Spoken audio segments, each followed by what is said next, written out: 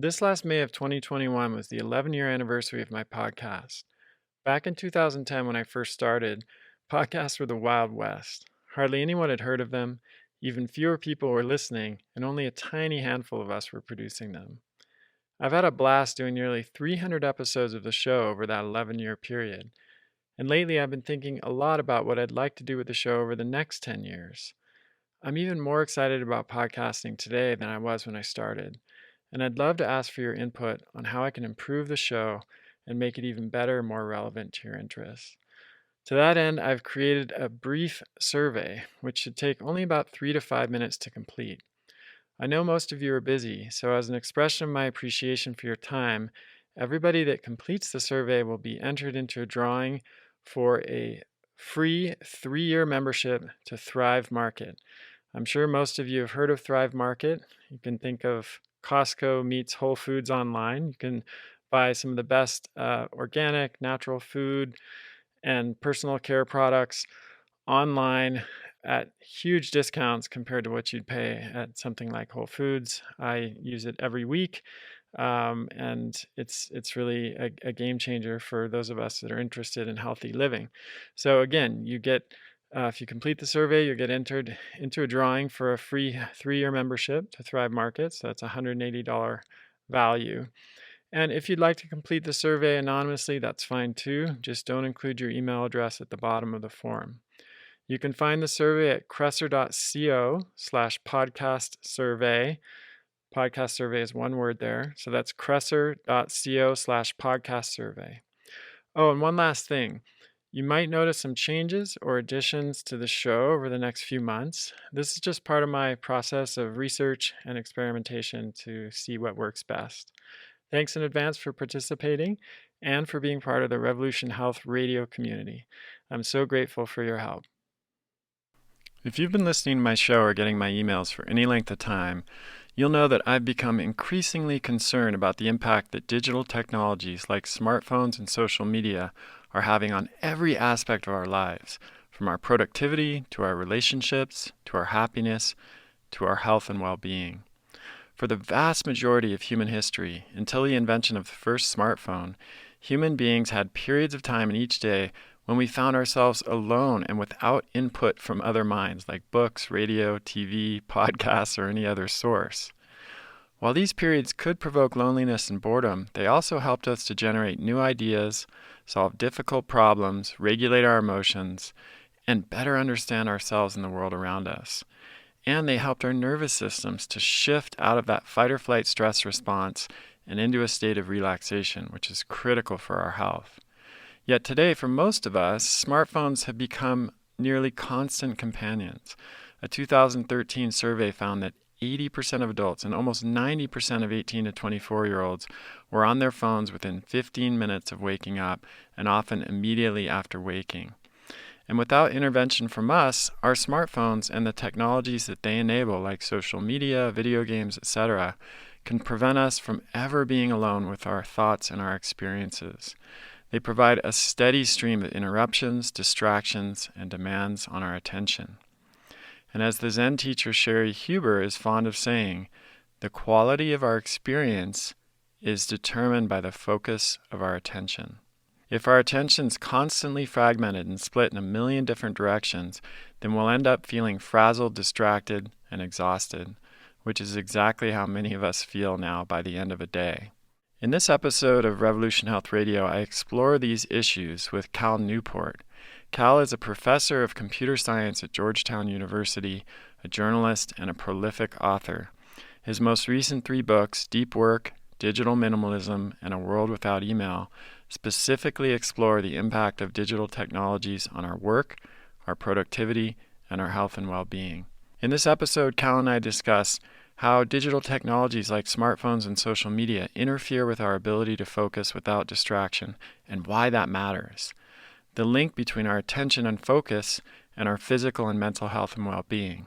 What deep work is, how it helps us to solve our most important problems, and why it is being threatened today. Why email led to a way of working that Newport calls the hyperactive hive mind, and how that destroys our productivity and hijacks our attention. Why multitasking is a myth, the most effective strategies for reclaiming our attention, creativity, and peace of mind, and how to embrace what Newport calls slow productivity and anti-busyness to dramatically improve the quality of your life. I think this is one of the most important shows I've ever done in over 11 years of podcasting and nearly 300 episodes. I'm sending it to all of my friends, family members, and people that I care about. And of course, I'm excited for you to hear it. I'm not exaggerating when I say that listening to this episode and putting the strategies that we discuss into practice will have a dramatic impact on your work, your relationships, your health, and even the way you experience yourself in the world around you. This is life-changing stuff. So without further delay, I bring you Cal Newport. Cal Newport, such a pleasure to have you on the show. I've really been looking forward to this. Well, I'm a fan of the show, so it's my pleasure to be able to join you as well. Great. Well, let's for the few unfortunate souls who are not yet aware of your work, let's get to just do a little brief background because you have, perhaps a slightly unconventional career path. So tell us a little bit about the various hats you wear, your day job, so to speak, and the other roles that you play, and then we'll go from there. Well, the main two hats I wear is a professor hat. So I'm a theoretical computer scientist, a tenured professor at Georgetown University. And then my other hat is as a writer. So I've been writing books professionally since actually I was an undergrad. So I signed my first book deal pretty soon after I turned 21 years old.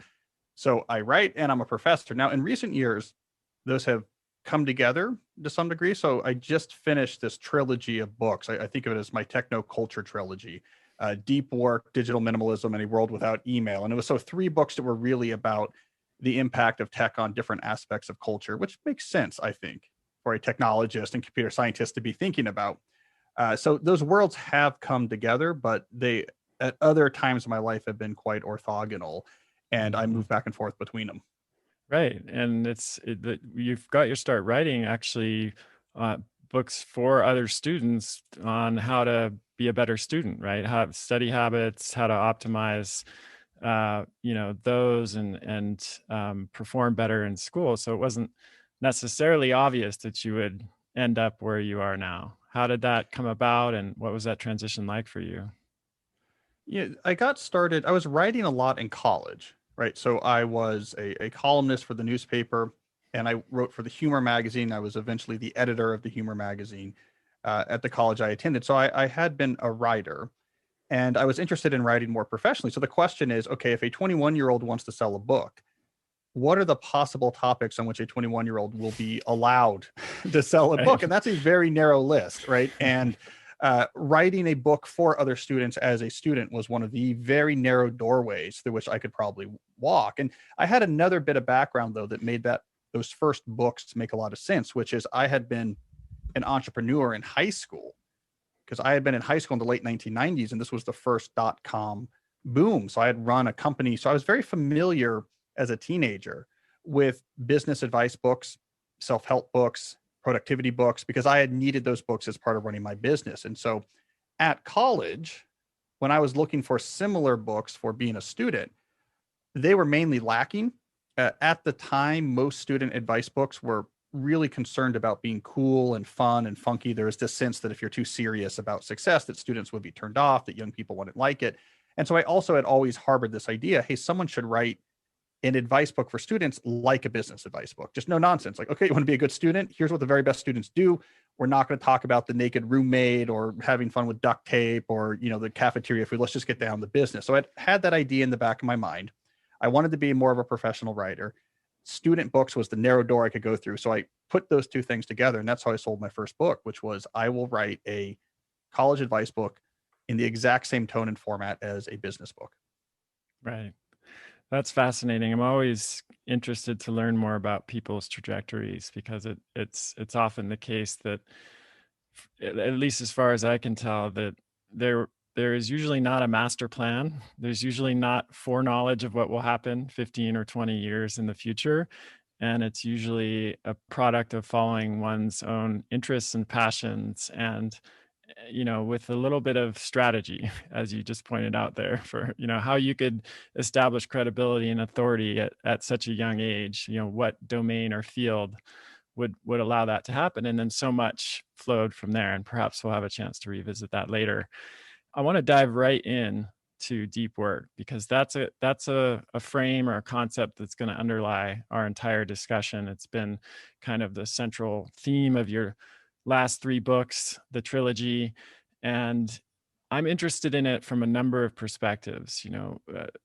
Both from a professional perspective in terms of the importance of deep work for professional achievement and accomplishment, and as a business owner myself, and someone who employs many people, what's happened in terms of productivity in the workplace and how we can address that, which is what your most recent book, A World Without Email, looked at. But I'm also, as a healthcare practitioner and someone who's keenly interested in our health and well-being, curious to talk about deep work from the perspective of psychological, emotional, and even spiritual health, like who we are, how this concept influences our self-awareness, how we understand ourselves and our place in the world and make sense of the world around us and find meaning and purpose. And so that's that's a big ambition, Yep. even for the time that we have. But I'm just setting the frame because I think there's so many dimensions that we could go into here. But let's begin with deep work. What is deep work and why is it important? Well, the actual activity of deep work, I define as when you are working on a cognitively demanding task without distraction. So you're giving something your full attention with no context shifting.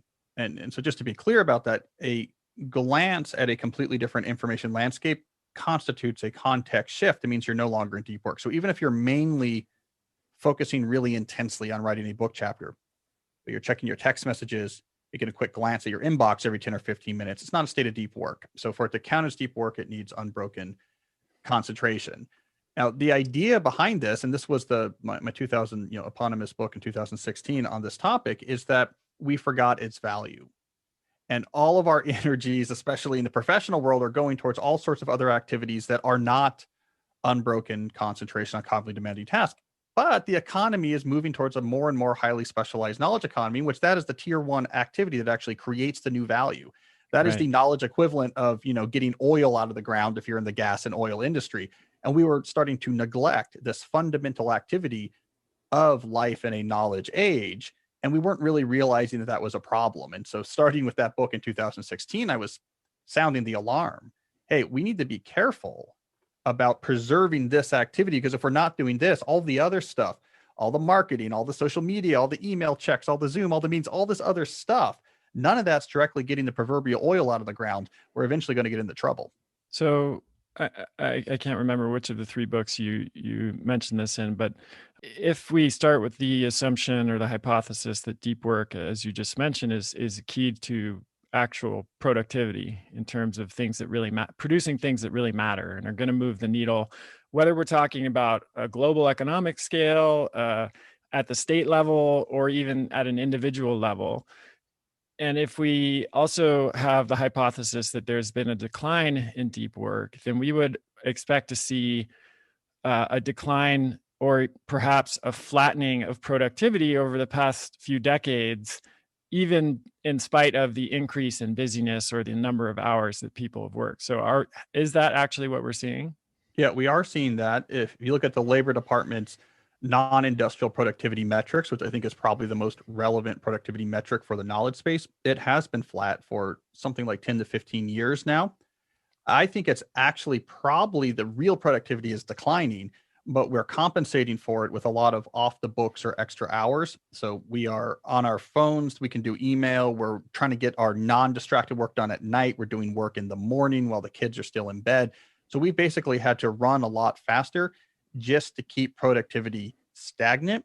And remember, this is a period in which there has been a historically unprecedented investment of hundreds of billions of dollars into communication technology and infrastructure that makes it easier than it ever has been in the history of civilization to contact each other and find information.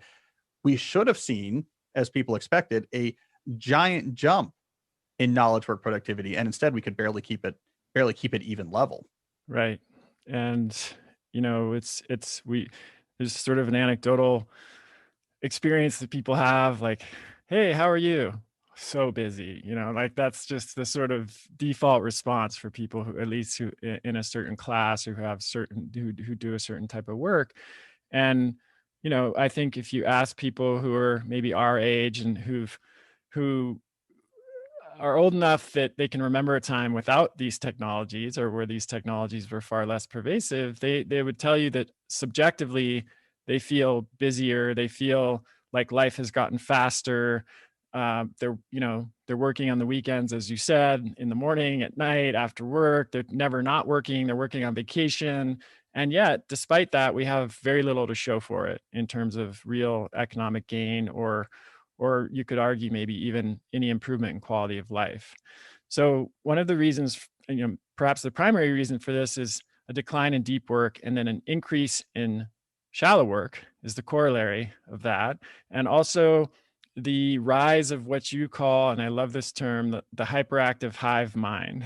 So what is the hyperactive hive mind, and what role has this played in the decline of deep work?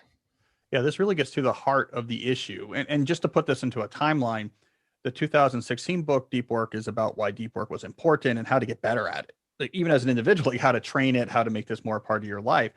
Right after I published that book, I began working on what became A World Without Email, which just came out, a few months ago. I actually put A World Without Email on pause and wrote another book and then came back to it. But I've been worked on it for 5 years. And it was basically answering the question of, why is this problem so bad? And what's it going to ultimately take to really solve it? The core of the answer to that question is what you just mentioned, which is the hyperactive hive mind. And so here is my best argument for what has happened over the last 20 years. In the 1990s, email spread very rapidly through offices for a very good purpose. It was solving real problems. So it was replacing the fax machine, the voicemail, and memos primarily. These were existing modes of communication that were important for work, and email did it better, right? So email spread because, like, hey, you're already doing this, we can do it better. So it makes complete sense. So it's the killer app of the 1990s. In its wake came this new way of collaborating that I call the hyperactive hive mind. It's not a fundamental property of email being around, but email's presence was a necessary condition. So once we had very low friction digital communication, in an emergent fashion, more and more offices began to adopt this way of collaborating, this hyperactive hive mind way of collaborating, where they said, you know what? We can figure most things out on the fly with just back and forth ad hoc messaging. What about this? Shoot you a message. You get this meeting. Let me just CC some people so they can see it. It's simple. It's convenient, completely low friction. This way of collaborating, this hyperactive hive mind, took over much of knowledge work. Now, my argument is, once you are collaborating using the hyperactive hive mind, any non-trivial amount of deep work becomes almost impossible to accomplish, because this way of communicating, though it makes sense if there's just two of us, yeah, why not just kind of rock and roll, figure things out? It doesn't scale. And soon what you have is dozens and dozens of concurrent asynchronous back and forth digital conversations that are all happening at the same time.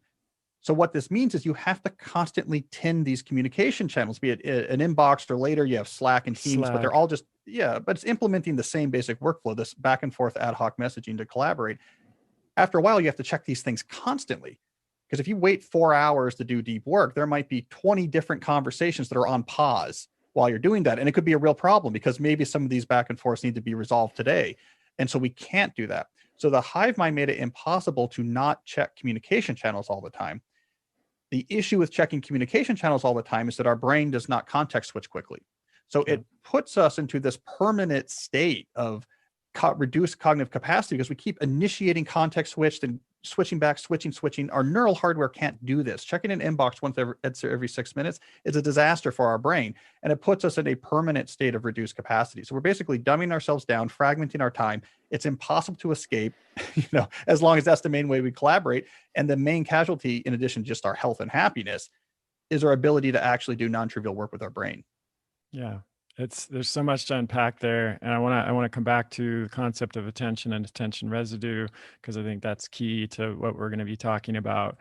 But just to clarify, so email rose to prominence because it did solve an important problem, like you're saying. There was a need for a lower friction, easier way to communicate asynchronously.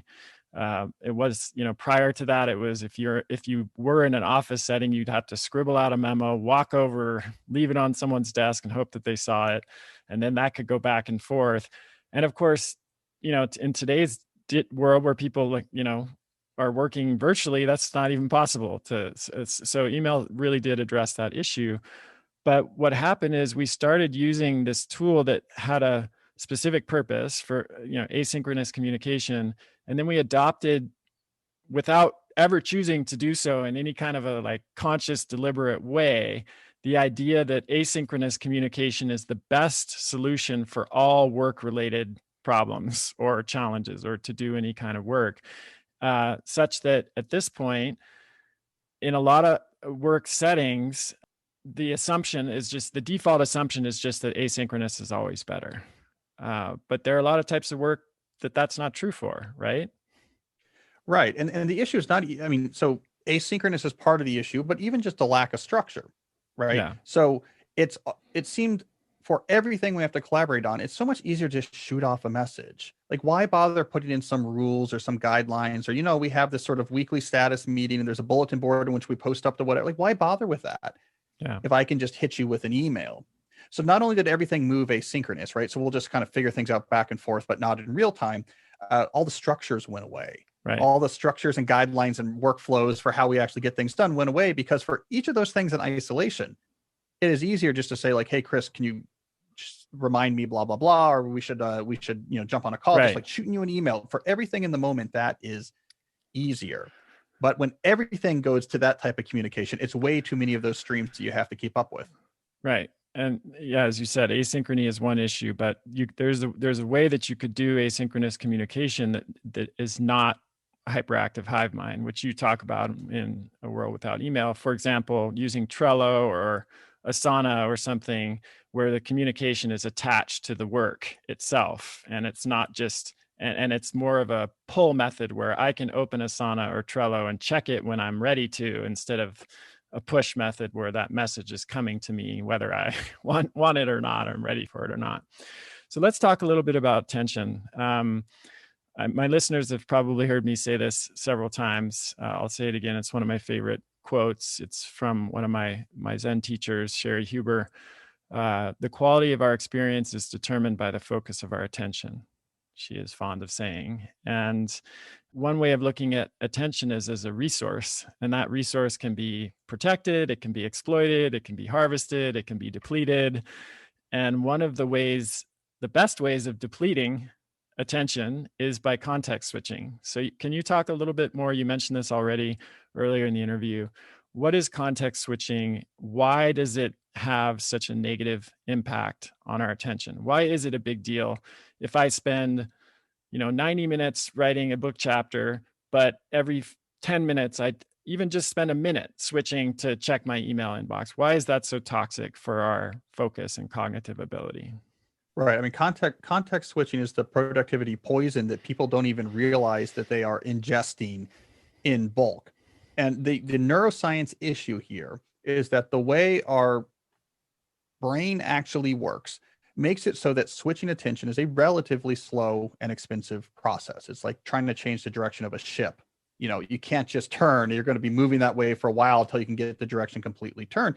And that's because, again, we have these electrochemical connections and networks that they can be in parallel very effectively, but it takes a long time to actually inhibit and amplify networks. So when we want to switch our attention from target A to target B, it's going to take a while. We have to start suppressing neural networks that are no longer related to target B, and we have to start amplifying the signals from networks that are related to the new topic. These are going to then cascade out and amplify tertiary, secondary, and tertiary networks. We have to suppress those. It's a long process. It could take 5, 10, 15 minutes till you really feel like I'm locked in on this new thing. The problem with a quick check of, let's say, an email inbox or Slack is that it initiates this context shifting. When you look at an inbox, you're seeing very pertinent information. It's information aimed at you from people in your proverbial tribe. And a lot of it's pretty urgent. There's a boss who needs something. There's a client that has a question. That presses all of our neurological buttons to say, something new and important has entered our landscape. Let's switch over our networks to get into the context of what these issues are. But what most people do is you look at this for a couple minutes, you've initiated this expensive shift, and then you go back to your main thing. Now, at some point, your brain realizes that, and it has to kind of slow down that shift that started to pay attention to email and go back to what it was trying to do, where you were looking at your main target of attention here, and the whole thing just collides. And what does it feel like? What's the subjective experience? Well, you feel this cognitive fatigue, which I think is very common to people when they're going back and forth to their inbox a lot. You get tired and fuzzy headed, and you get more anxious. Right? It triggers anxiety, this back and forth, and you're never really giving anything, allowing your network to settle, and just in general, your ability to think clearly goes down. So you have a sort of stupefying effect. I can't really get going. I can't really make this connection. And what most people don't realize is that expense. They think I am single tasking because I don't have multiple windows open all the time at the same time. I don't multitask. I've got it figured out. And what they don't realize is that quick checking every 10 or 15 minutes can be just as bad as actually trying to literally do two things at the same time. And so we have been inadvertently dumbing ourselves down and making ourselves anxious and making ourselves fatigued without even realizing we're doing it. And that's why I say it's like a productivity poison that we don't realize we've been ingesting. It's, there's lead in our work productivity water and we don't realize it, but the negative aspects are building up. That's a great analogy. Just to kind of highlight this and reiterate something here, the experience is both of increased overwhelm and anxiety and a feeling of busyness, like I've got way too much stuff to do, but at the same time getting less done.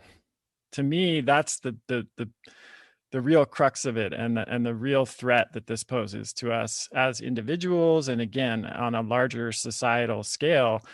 I mean, this again might seem like hyperbole, but if we look at what's happening in the world right now, we've got a growing number of threats to our survival as a species.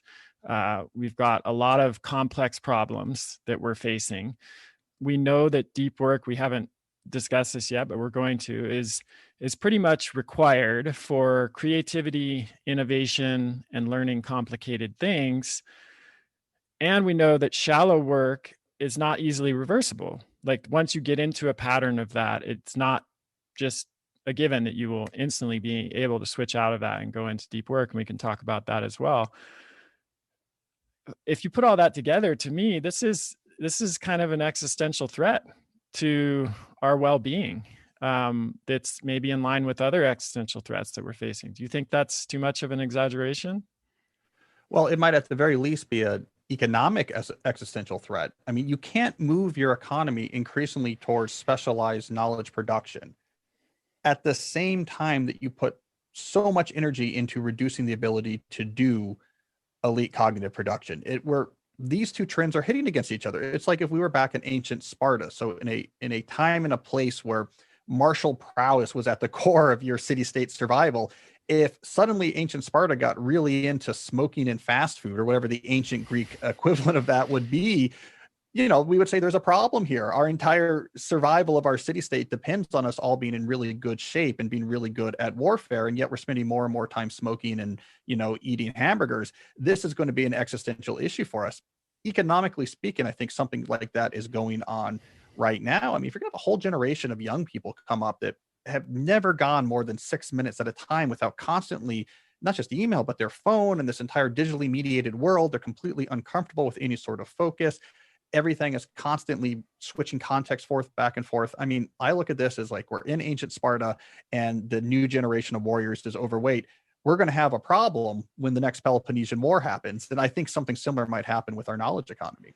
I fully agree. And we can jump around a little bit here. Let me tell you why I think it may also be an existential threat for humanity in general. So, solitude, I believe, and I think you would agree, is a basic human need.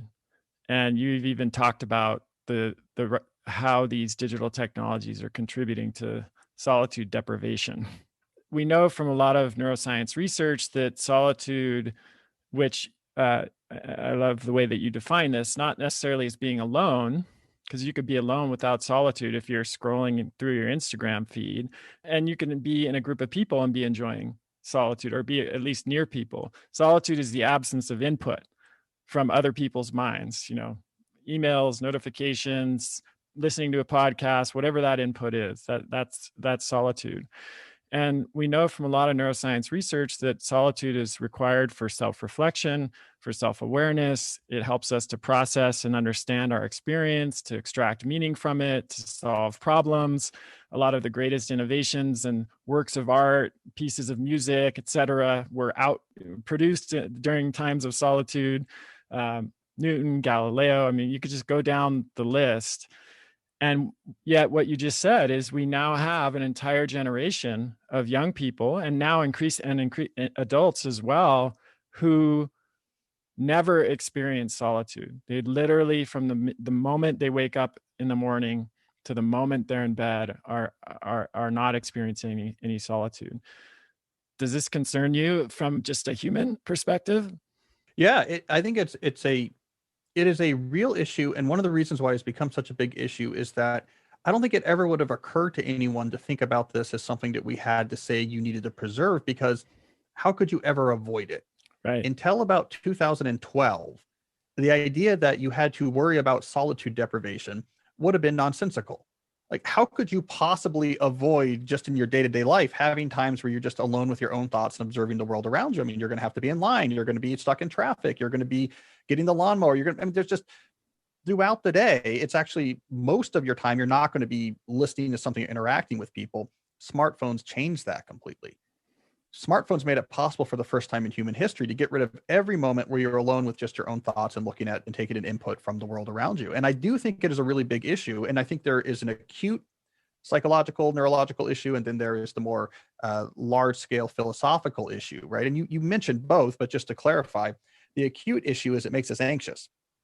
The networks that have to fire up the process inputs from other minds are expensive mental networks because we take human interaction very seriously. These networks weren't meant to be on all the time because we evolved in a place where you couldn't be on social media and listening to podcasts at every single moment of downtime.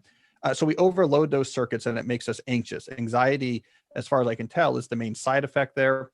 I remember what first put this on my radar was, this must have been 2013, maybe 2012, 2013.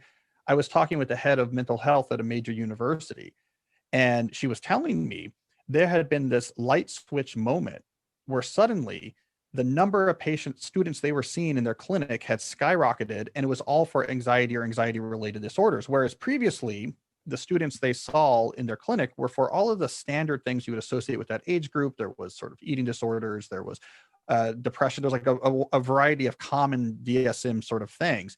It all became anxiety.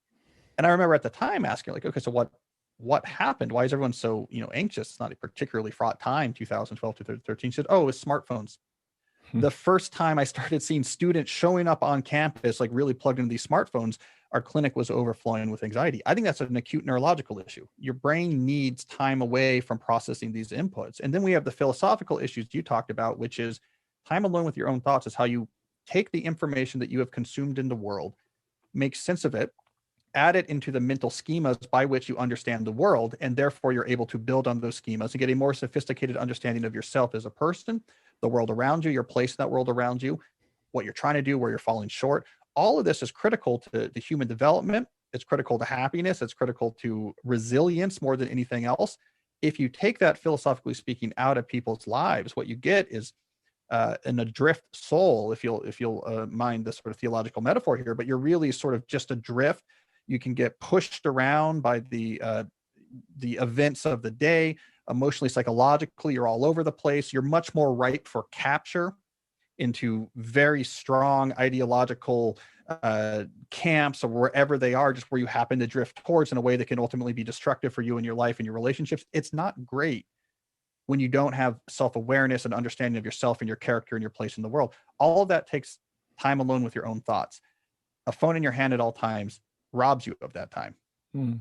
Yeah, it's like an internal compass that is strengthened when we have those periods of solitude, and that we know where that needle points in that internal compass. But when we are just constantly exposed to other input, that needle is just spinning around wildly, facing whatever direction that input is leading it to face. And yeah, that's definitely why I'm alarmed about this. I would say that's not too strong of a word, especially in terms of the impact that I observe it having on kids and young people, because their brains are even more developmentally susceptible to these kinds of influences. And I'm concerned that if they don't develop comfort with solitude. Like they don't learn to associate solitude with pleasure and and good outcomes, and that solitude becomes something that they fear and actually will do almost anything to avoid. Which, of course, there's the famous experiment that maybe it might be worth talking about now of how most people will prefer to shock themselves electrically rather than to experience a little bit of solitude. Do you have that on the top of your head? You want to talk about that a little bit?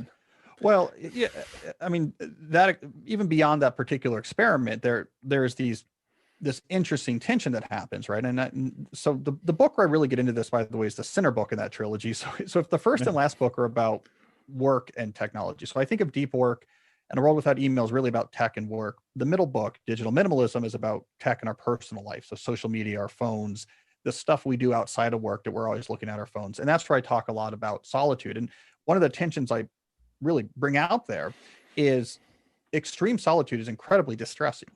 Like if we're kept away from people for even a moderate amount of time, we get incredibly distressed. We're very social beings. And that goes to the experiment you're talking about, where people would rather get shocked than have to be alone for extended periods of time. On the other hand, the idea of having no solitude is an incredibly artificial condition. And that's what's causing all of these problems. And so the good news here is it's relatively easily solvable. I mean, the vitamin solitude in this particular medical metaphor is just some time alone with your own thoughts every day, right? It doesn't even require an extreme intervention because the state of having no solitude is so artificial and difficult to maintain. But the person I quote in that book is Ben Franklin. And Ben Franklin was coming back from his first trip to England, coming back to Boston, and he's on, it's a long voyage. He's on a ship and he's having some solitude. And in his journals, he's reflecting on solitude. And basically he was like, yeah, I see these philosophers that like talk about the importance of solitude and, and being alone with your own thoughts. And he's thinking about Rousseau, etc. He's like, but I think if you kept them, alone long enough, basically they would be really unhappy, because Franklin he was experiencing this on the ship. And I think that's true. Like, so at the same time, we crave human connection, while on the other hand, if all of our time is human connection, it's going to be a problem. And so it's finding that sweet spot. But again, it's an incredibly easy sweet spot to find. Just, did you have some time today alone with your own thoughts? If not, bad. If so, good. It's Right. a really easy prescription. Right. And these, as you pointed out, historically, these happen naturally, waiting in line at the grocery store or driving in a car for a while where you don't have a podcast, or taking a walk where you're not, you didn't have a smartphone, you weren't listening to something. And they happen in smaller moments throughout the day. It's not that we're required as a species to, go on 30-day solitary meditation retreat in a cave somewhere in order to be mentally and healthy. But I think the default is now for many people, especially when they haven't had a chance to examine this, or haven't been exposed to these concepts, is to be constantly connected. And there's more than just personal, or there are more than just evolutionary physiological mechanisms for this. I mean, maybe we should talk a little bit about that. Of course, I like to think about the ancestral perspective, the evolutionary influences that drive our behavior. And there's a lot going on here in terms of how we interact with digital technologies. But there's also a whole industry that is incentivized to capture as much of our attention as possible. And I want to talk about that a little bit too, because I think one thing that happens with this when I talk to people about this is a lot of people feel a lot of shame, or like there's something wrong with me because I can't manage my attention.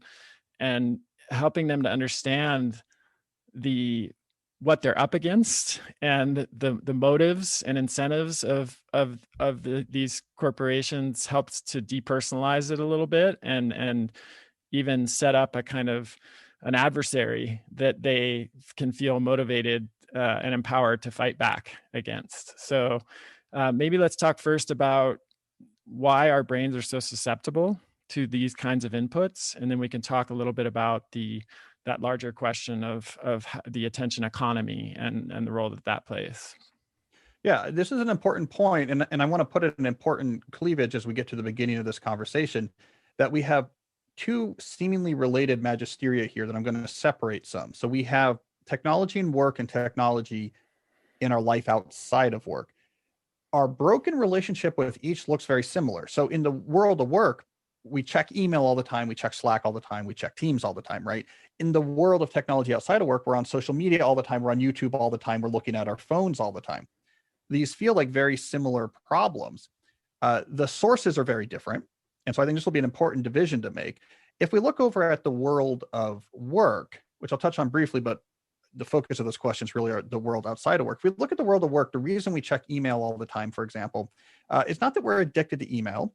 It's not that we have bad habits. We just haven't heard about turning off notifications or batching. It's because of the hyperactive hive mind workflow. If your organization implicitly embraces the hyperactive hive mind as the main way collaboration happens, you're forced essentially to have to check this all the time because that's where all of the work is actually happening. So in the workplace, I definitely do not like this focus on, oh, the individual needs better habits. Like, no, the organization needs better workflows Yeah. because it is completely rational to check your email all the time if that's where the work is actually being coordinated. The world outside of work, so now we're talking social media, now we're talking video games, now we're talking online news. Okay, we're also checking this all the time. We're destroying our solitude. It's messing with our psychological state. They're the reason why we're checking things all the time is because the attention economy has invested a lot of money to generate that outcome. So we end up in a similar place to the email world, but for a very different reason. There is so much money at stake for this non-professional attention economy interaction with tools like social media that they have been engineered. These tools have been incredibly well engineered to get us to spend all that time using them. And they play on multiple psychological vulnerabilities in the human brain. They play on our need for social approval. They play on our novelty seeking circuits. They play on exactly what type of circuits gives us that strongest response in the moment. So if you can touch on outrage or absurdity, you get a stronger response. They work even with their color palettes to try to play on the alarm response. The UIs have been maximized to get an intermittent reinforcement type reaction. So you scroll to refresh, you pull and refresh. It's like pulling a lever on a slot machine. Nowadays, if you look at the most successful modern social media platforms like TikTok, they directly socially engineer intermittent reinforcement. So if you're on TikTok, they've cut out the middleman. They've cut out any sense of, okay, you're posting things for your friends are giving comments. They got rid of all that. They now have a set algorithmically programmed schedule on how many views to give to you, right? And because they can control how many views you get by controlling who they show your video to. So if they want to give you a quick bolus of a lot of views for something, they can just show your video to a lot of people and make that bounce up. And when you're first on TikTok, for example, they have it programmed to do that a few times. So suddenly you feel like, wait a second, maybe I'm catching on. I have an audience, like people are really into what I'm doing here. Maybe this is going to be a thing for me. And then they pull it back. But then they give you a little bit more at some point. Like, oh, wait a second, that kind of caught on. I think I'm on to something here. I think there's an audience. People really want to hear what I have to say. It is just direct algorithmic manipulation of our social approval indicators, of intermittent reinforcement. When I was writing my book on this digital minimalism, back then there was just rumors. Instagram might be doing this a little bit with holding back likes to Yeah. get more of an intermittent reinforcement. 2 or 3 years later, it's just in the business model. Like they're bragging about it. TikTok is like, look how smart our algorithms are. Let's just go right to the brainstem to get you to use this all the time. So in that world of entertainment, information, and news outside of work, the reason why you're looking at your phone all the time is because there's been billions of dollars invested to make sure that that's the outcome that they achieve. Yeah. Yeah, I think Tristan Harris calls smartphones the slot machine in your pocket. And we know from a lot of research that slot machines are among the most addictive technologies there are, in large part because of this concept of intermittent reinforcement. You pull the lever, you're not sure what's going to happen. Maybe nothing will happen. Maybe you'll win the jackpot. And that's what checking email is, checking Slack. That's checking an Instagram feed to see if you've gotten a like on your recent post or your videos in TikTok or YouTube. And it's hard for us to fight against those hardwired mechanisms because they're mechanisms that helped us to survive in our ancestral environment. And of course, all of my listeners are familiar with this concept in other worlds like food. It's why we seek out highly calorie dense and rewarding food because that would have given us a survival edge in a natural environment. It's why we tend towards laziness or lack of physical activity because we had to remain physically active to survive in an ancestral environment. So anytime we weren't required to do that. We were resting. That was a smart strategy at that time. But in an environment that's replete with, processed and refined food, and where we don't have to exercise, move our bodies in order to survive anymore, that all backfires. And it sounds like it's a very similar case with all of these psychological mechanisms that likely promoted our survival, and that's why they're there. But in an environment of these digital technologies, they make us not helpless, because we're gonna that's where we're gonna go next, is how we can protect ourselves against this. But this is not just an individual issue, as you pointed out many times. It's a human issue in terms of how what our personal relationship is with these technologies, and then it's a workflow and work structure issue when it comes to the professional stuff, which I do want to Yep. touch on at least a little bit as we go, because selfishly, I'm interested in that as a, an employer and someone who's trying to address that in my own company.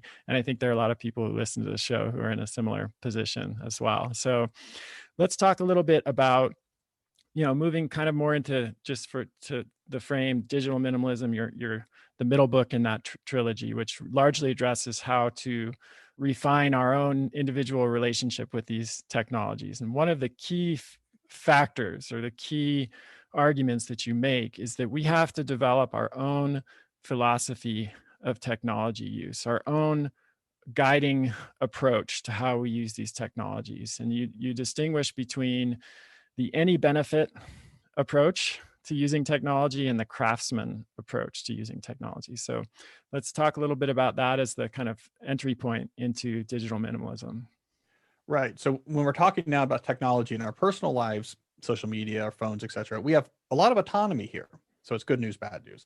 The good news is that gives us a lot of control over this relationship. The bad news is we have to then figure out what we want to do with this relationship. And so philosophy, that's my big meta idea, is that we need a philosophy each individually about how we approach technology, in much the same way that we need a philosophy about things like exercise and fitness, right? We don't just, and health, right? We don't just sort of randomly say, I don't know, like I kind of like to eat this, and sometimes I feel like running. We realize that having some actual named philosophies around things like nutrition and fitness helps us as humans be better there. So maybe I have an ancestral health philosophy when it comes to, my nutrition, and maybe I'm, do CrossFit for my exercise. I'm not just randomly exercising. I have a sort of philosophy of how I get in shape. My meta idea is we need that for our personal technology use as well, right? That's the big leap I want make people to make from haphazard to intentional. Now, what are the right philosophies? Well, it's kind of like saying what's the right nutrition philosophy or the right exercise philosophy. There is no one answer other than having a philosophy is better than not. But I push digital minimalism as a particular philosophy that is in contrary to an any benefit, otherwise known as a maximalist style mindset of, hey, if some tool seems interesting or might bring me some benefit, or if I might miss out on something if I'm not using it, I might as well bring it into my life because I don't want to miss out on any potential pockets of value, right? That's kind of a default haphazard philosophy people throw at personal technology. And I think for a lot of reasons, that's really problematic. And what we really need instead is a more proactive, intentional philosophy. So digital minimalism actually has you first figure out what matters to you in your life and what you're trying to do and what you want to spend your time doing, and then go backwards and say, okay, the universe of possible tech tools, which ones do I want to use to help this and how do I want to use them? So you're putting tools to use very specifically, as opposed to just sort of letting them into your life haphazardly because why not? Because that quickly overwhelms us and leads us to a bad place. So, are there examples? I'm thinking of perhaps the Amish, which I believe you mentioned in one of your books. Are there examples of groups of people that have that embrace more of this craftsman approach to technology?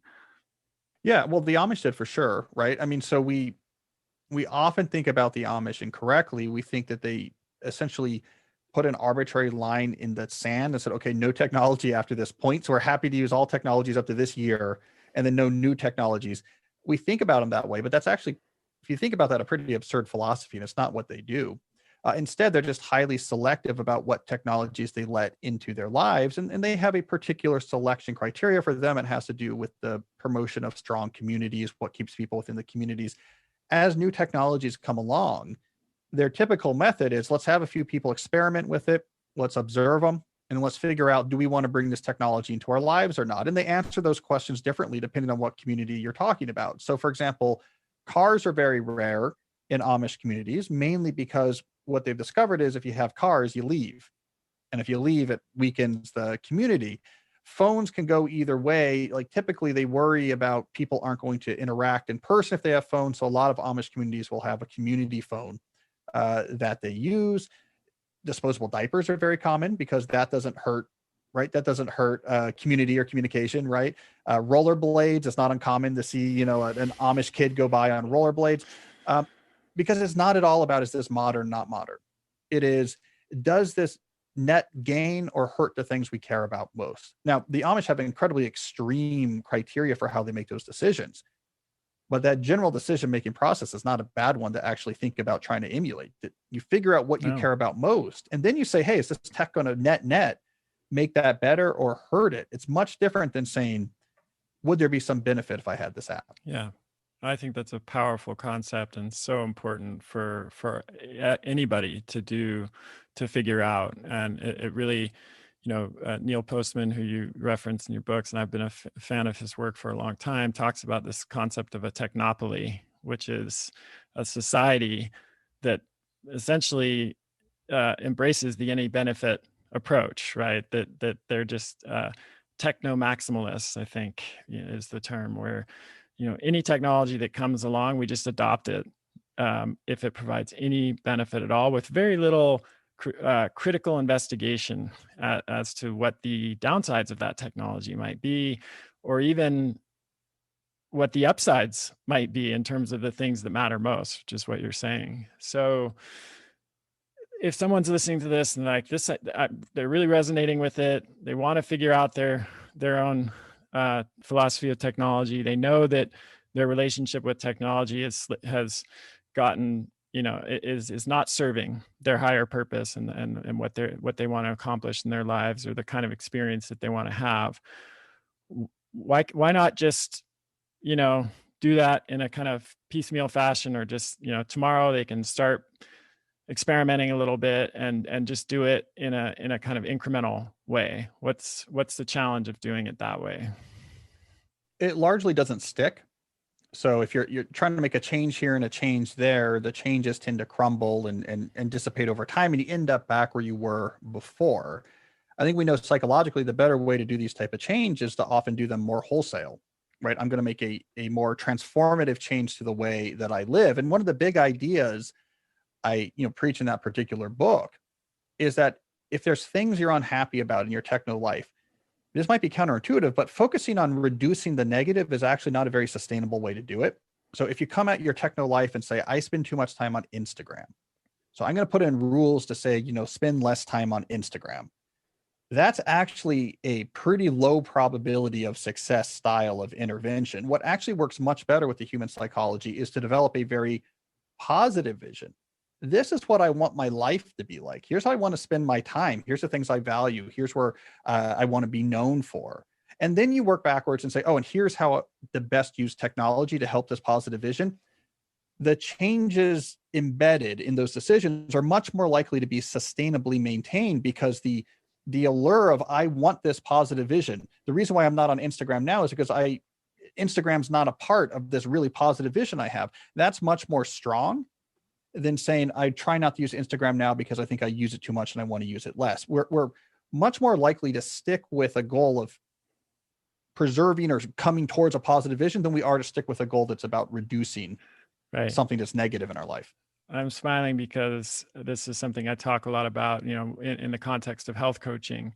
This is well established. There, methodologies like motivational interviewing, which are essentially designed to, which arose out of the addiction treatment world, where they realized that just telling people, hey, stop smoking, it's bad for you, or, stop drinking too much, it's bad for you, was not a very effective strategy. What was a lot more effective was talking to them and learning what is most important to them in their life. Maybe it's growing up or being able to play with their grandchildren when they're older, and feeling healthy and well when they do that. Yeah. And, help connecting them to that aspiration or that vision is turns out, in a similar way to what you're saying, is much more effective as a way of helping them to stop smoking than just telling them that it's bad for them.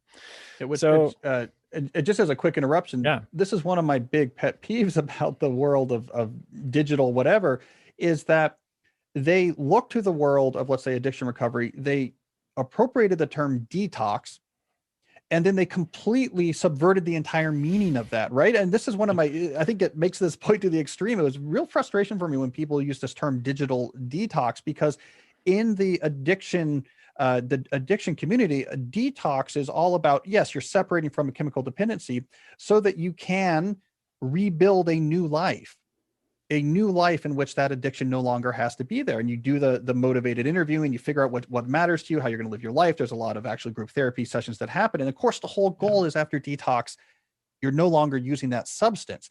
It got completely appropriated and I think made nonsensical in the world of digital use, where they say, yeah, a digital detox is you take a break.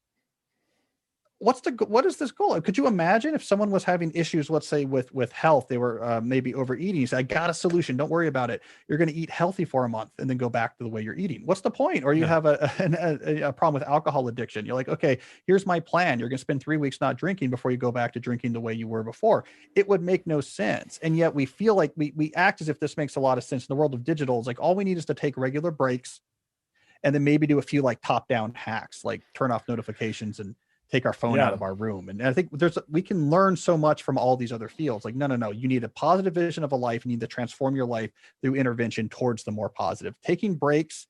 And I think turning off notifications, taking the phone out of your room and just leaving it there is like looking at, someone who has as an addiction issue and saying like, don't go to the bars on Friday, or I'm going to, Right. keep the beer in the garage where it's like slightly harder to get to than in the Mhm. fridge. Like we know that's not going to do much on its own.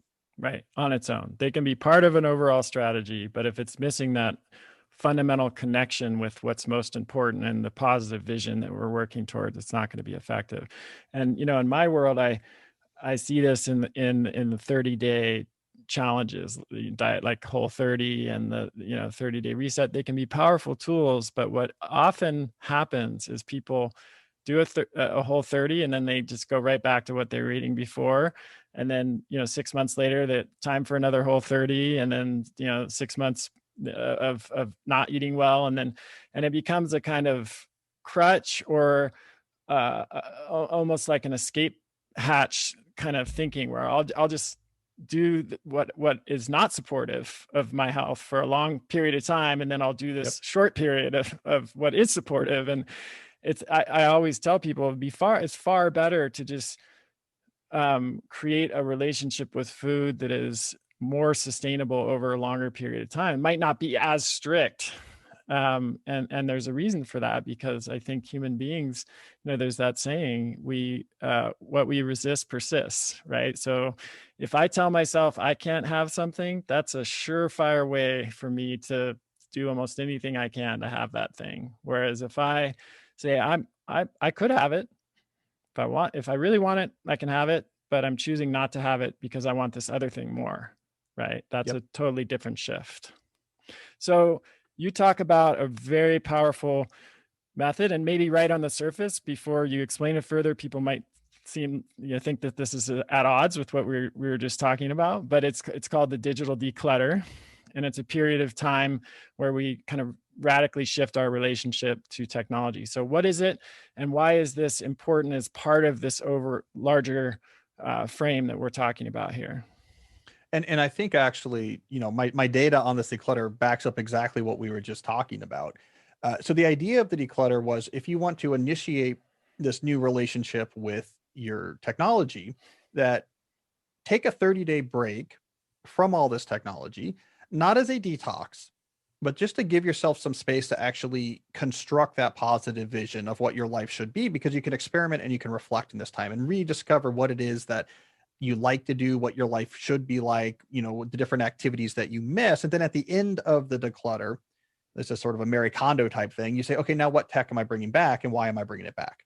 And so you basically are rebuilding your digital life from scratch at the end of the declutter.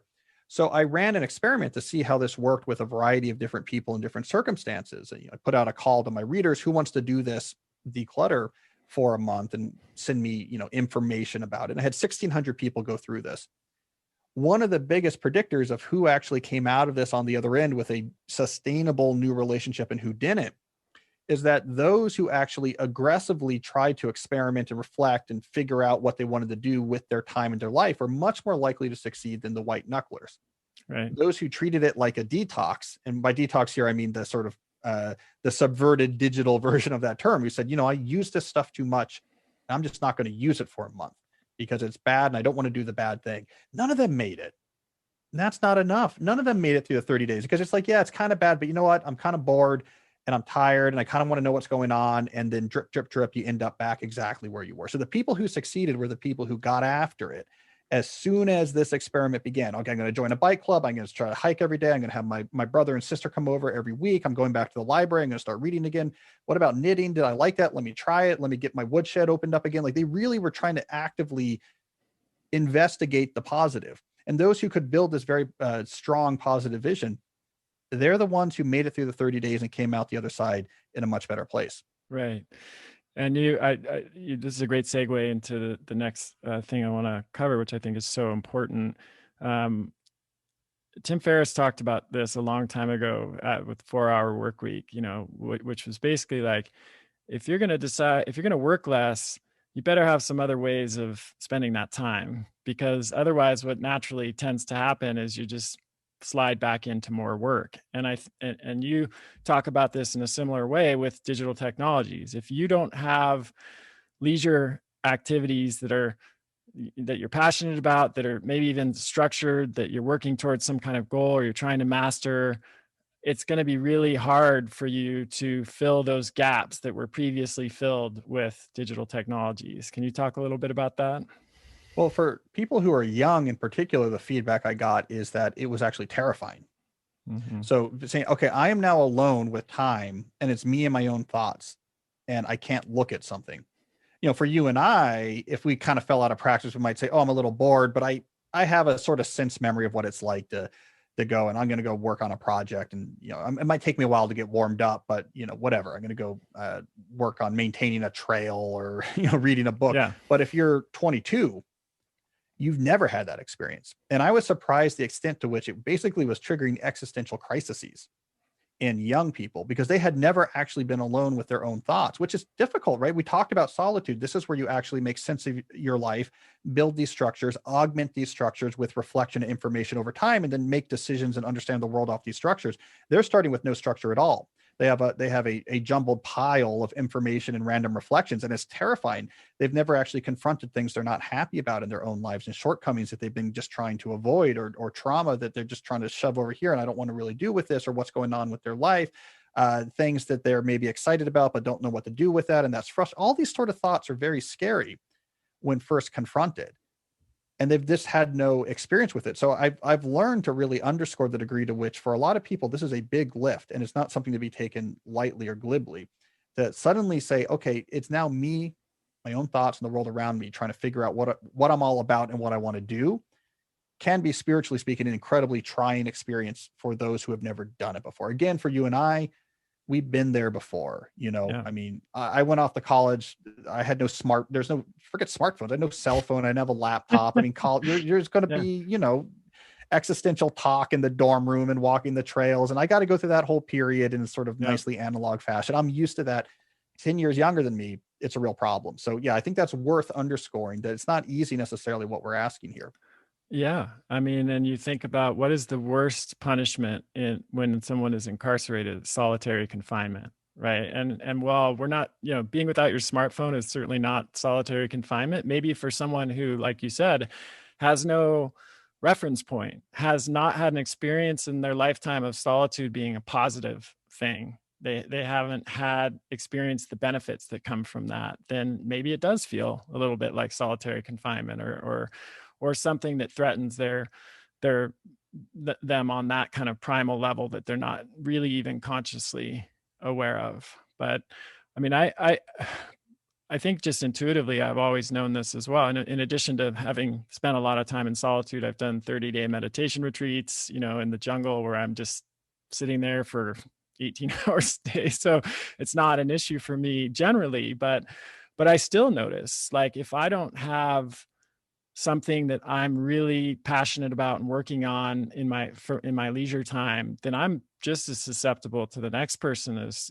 to get pulled into, distraction. So I always have right now it's, getting back to being fluent in Spanish, which I was before and I kind of fell out. I'm learning to inline skate mostly as a way to improve my skiing during the off season. I've always got some kind of project like that that I'm super passionate about and engaged in because I've just learned over time that if I don't have that, I will falter for sure. Well, there's another aspect here too. Speaking of sort of ancestral connections to these issues, and this is something that's not in my books. It's something I've just been thinking about and researching more recently. We have an ancestral drive towards action, right? Because there's this interesting counterbalance in the human condition. Most animals, of course, have a default towards not expending energy unless there's an acute stimuli that's forcing it. I'm hungry or there's danger. Because look, if you're burning energy all the time, it's a problem. You're going to run out of energy more. Humans are somewhat unique in that we have a very strong boredom drive as well. I mean, other animals have somewhat similar drives, but not nearly as strong as humans, which actually will help us overcome that animal instinct to conserve energy to actually go off and make a cognitive conception manifest concretely in the real world. This idea, I'm going to build the spear or whatever. And it was obviously very key development for humans because that drive to actually go and make intentions manifest in the world is what really drove us to develop the technology. And I mean this in a very primitive sense, but what allowed us Yeah. to very quickly separate ourselves in part from the rest of the animal kingdom. So we have a drive towards action. I mean, anytime you feel something that's very distressing in your body, that's usually tied to a very strong ancestral cue. Hunger is very distressing, thirst is very distressing, boredom is very distressing. It really does not feel good. So it's a very important drive. One of the ways I think about some of these modern distractions is that it subverts that boredom drive in much the same way that junk food subverts the hunger drive. In the moment, it seems to dissipate that really uncomfortable sense of boredom when you're scrolling on your screen, but it's not actually getting you what that drive is expecting. Your hunger drive was expecting food that's not just full of sugar. Your boredom drive is actually expecting you to go out there and make an intention manifest in the real world as sort of you're going to apply energy and build something or make something happen or improve in something. And so just like eating a bunch of junk food to get rid of our hunger makes us physically unhealthy, dealing with boredom with let me do this sort of cognitive junk food leaves us in that sort of similar place. So it's another ancestral drive I think that we really need to pay more attention to. What does our bored why do we feel bored? What is that boredom actually trying to drive us to do? And the answer upon reflection is clearly not scrolling through Twitter memes. Right. And maybe it's a little bit like what we were talking about with solitude, where too much solitude is maybe actually not healthy for human beings. And we want to distinguish here between solitude and loneliness too, because we know that there are a lot of negative outcomes from excessive loneliness. It's in fact even a greater risk factor for early death than smoking 15 cigarettes a day and being obese and all kinds of other things like having high blood pressure that are notorious risk factors. Being lonely is a greater risk factor than all of those. So we're not sitting here promoting loneliness or solitude that would to a point that would generate loneliness. And on the other hand, as you mentioned, not enough solitude is problematic. Do you see a similar kind of spectrum of boredom where having moments or periods of time where we feel bored is actually important for creativity and innovation, new ideas, making new connections that we might not normally make. But too much boredom, maybe then it puts us in a similar place to too much solitude. Yeah. So I'm someone, for example, I don't glorify boredom for the sake of boredom. I think the right response to boredom is high quality activity, just like the right response to hunger is high quality food, right? Okay, I'm bored. What I need is high quality activity, right? So boredom should drive us to try to do the things that we actually crave as humans. And high quality activity tends to be slower, complicated, skill based, or maybe highly social. Another point I want to make, though, just touched on loneliness very briefly, is, and this relates to it, is there's this interesting paradox in the psych literature that increased social media usage can lead to increased loneliness. And one of the big explanations for this, which I think is also important from an ancestral perspective, is that there's a very limited portion of our brain that actually understands that this purely linguistic interaction that's happening when we're on text messages or social media, that that's actually a social interaction.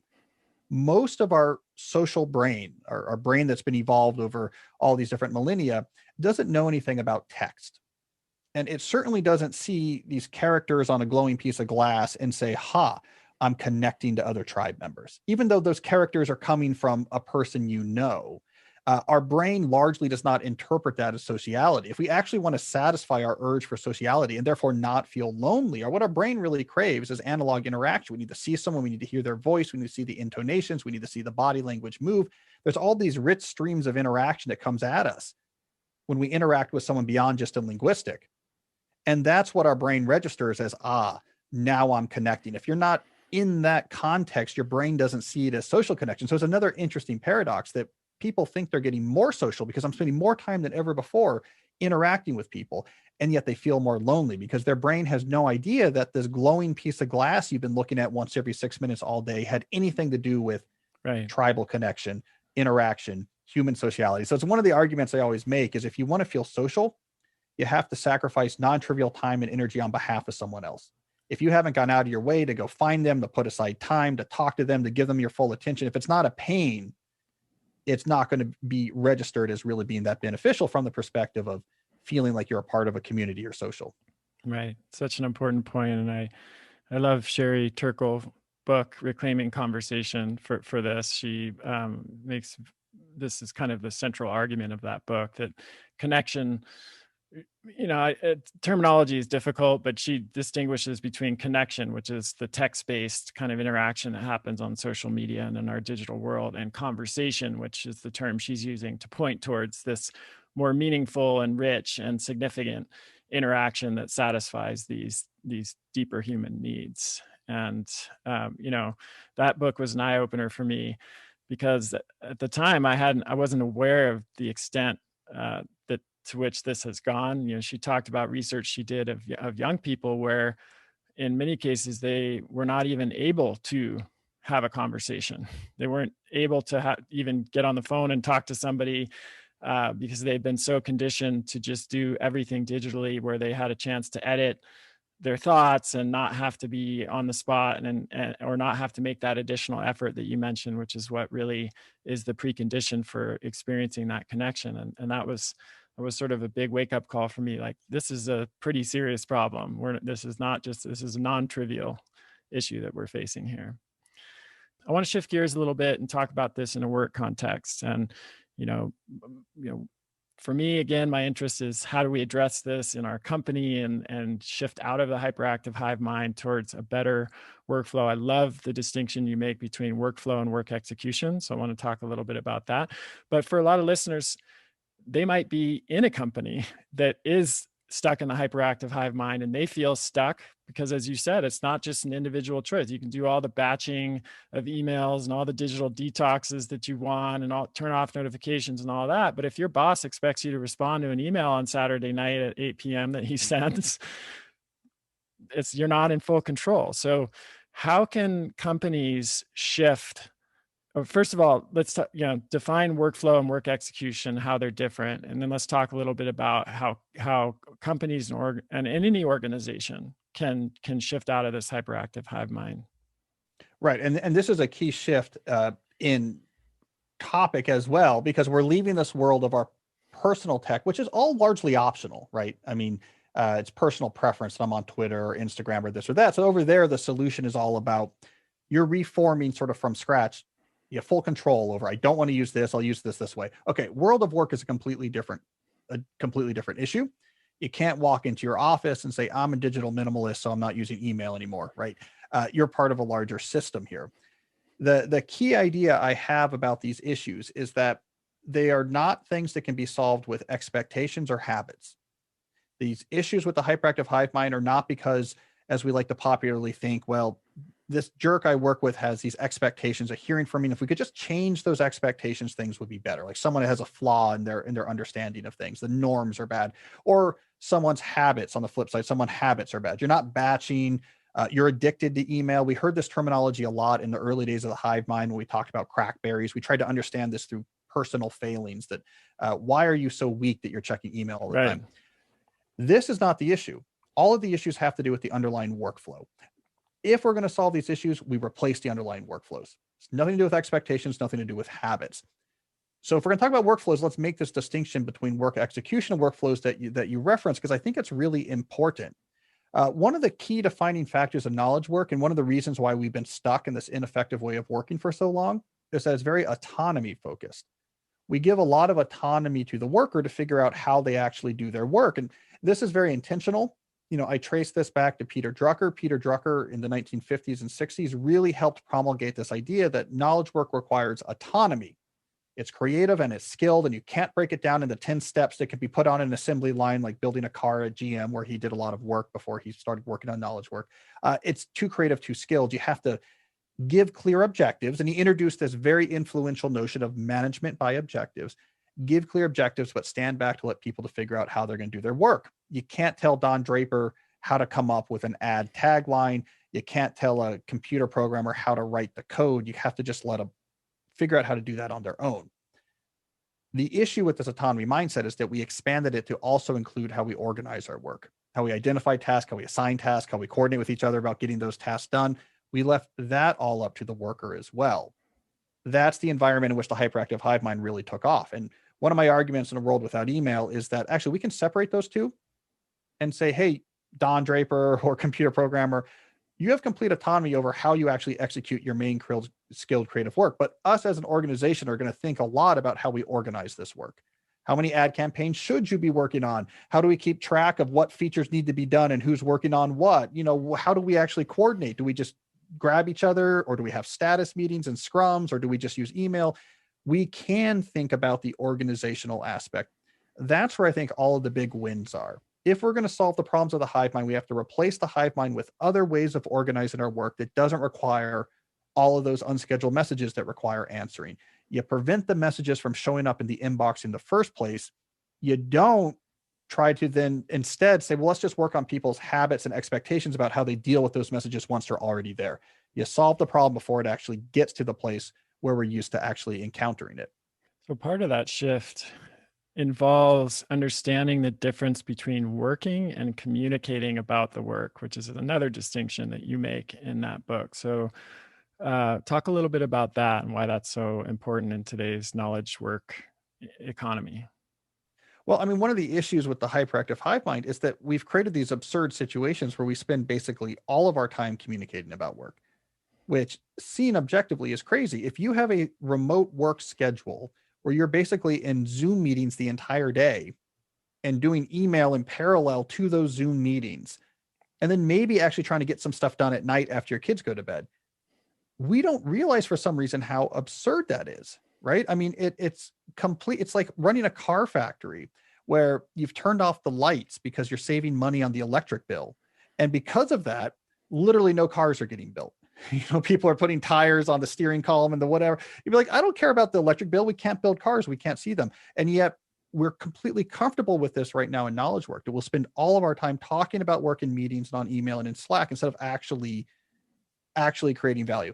I think it's an emergency. I think the building is on fire. I think the Ford factory has stopped producing Model Ts. It should be something that really alarms us. But because we have this culture of extreme autonomy, we're just not even thinking about it. We're not even looking for it. We're like, I guess this is just what work is. Meetings is not work. Email is not work. That's the coordination and arranging of work. That has to happen. But if that's what most of your actual work hours are being spent doing, something has got to give. We should be very concerned about that.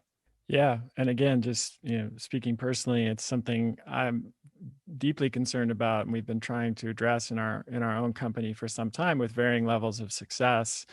What I've seen is that there are multiple overlapping factors that influence the hyperactive hive mind, and ranging from, in some cases, people only that's been their only experience of work. If they're young enough.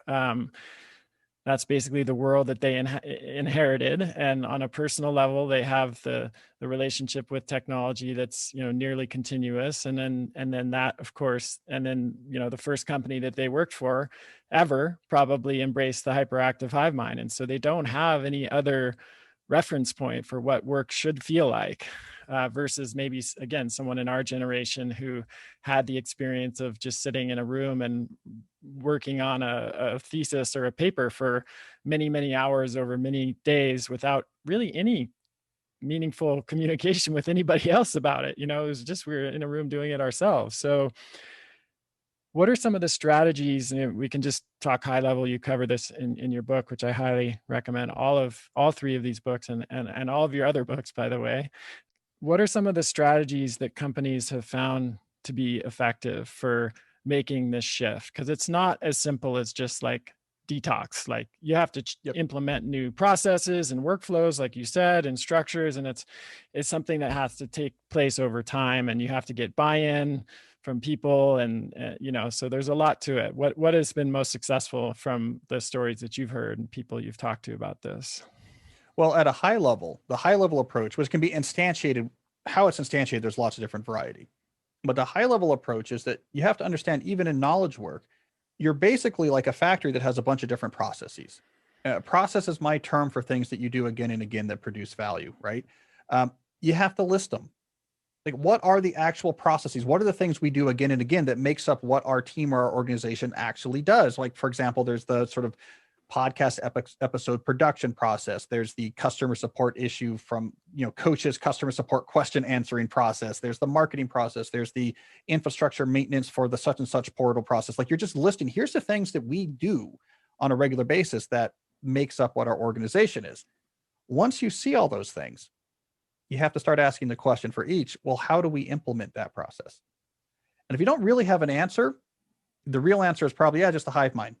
I don't know, we just Right. kind of rock and That's roll. the Like, we figure it default. out back and forth with messages. Yeah. And so what you Mhm. have to do is go process by process with buy-in from everyone who is involved, and say, how do we actually want to implement this? How do we actually want to get the needed information to execute this process? How do we want to coordinate with each other to make decisions? How do we want to move from step to step required to get how do we organize that and actually figure out an alternative to the hive mind? Here is our bespoke set of guidelines, rules, and systems for doing this process. Move on to the next one. Here's our new set, guidelines, rules, and bespoke systems for executing this process. All the time, what you're trying to optimize here, the metric you're trying to minimize, is unscheduled messages. So how can we implement this process in a way that minimizes the amount of times that someone's going to have to get a message at some unscheduled time that requires a response? Like, that is the metric, because that's what triggers all the context shifts. That's the best lead indicator for context shifts.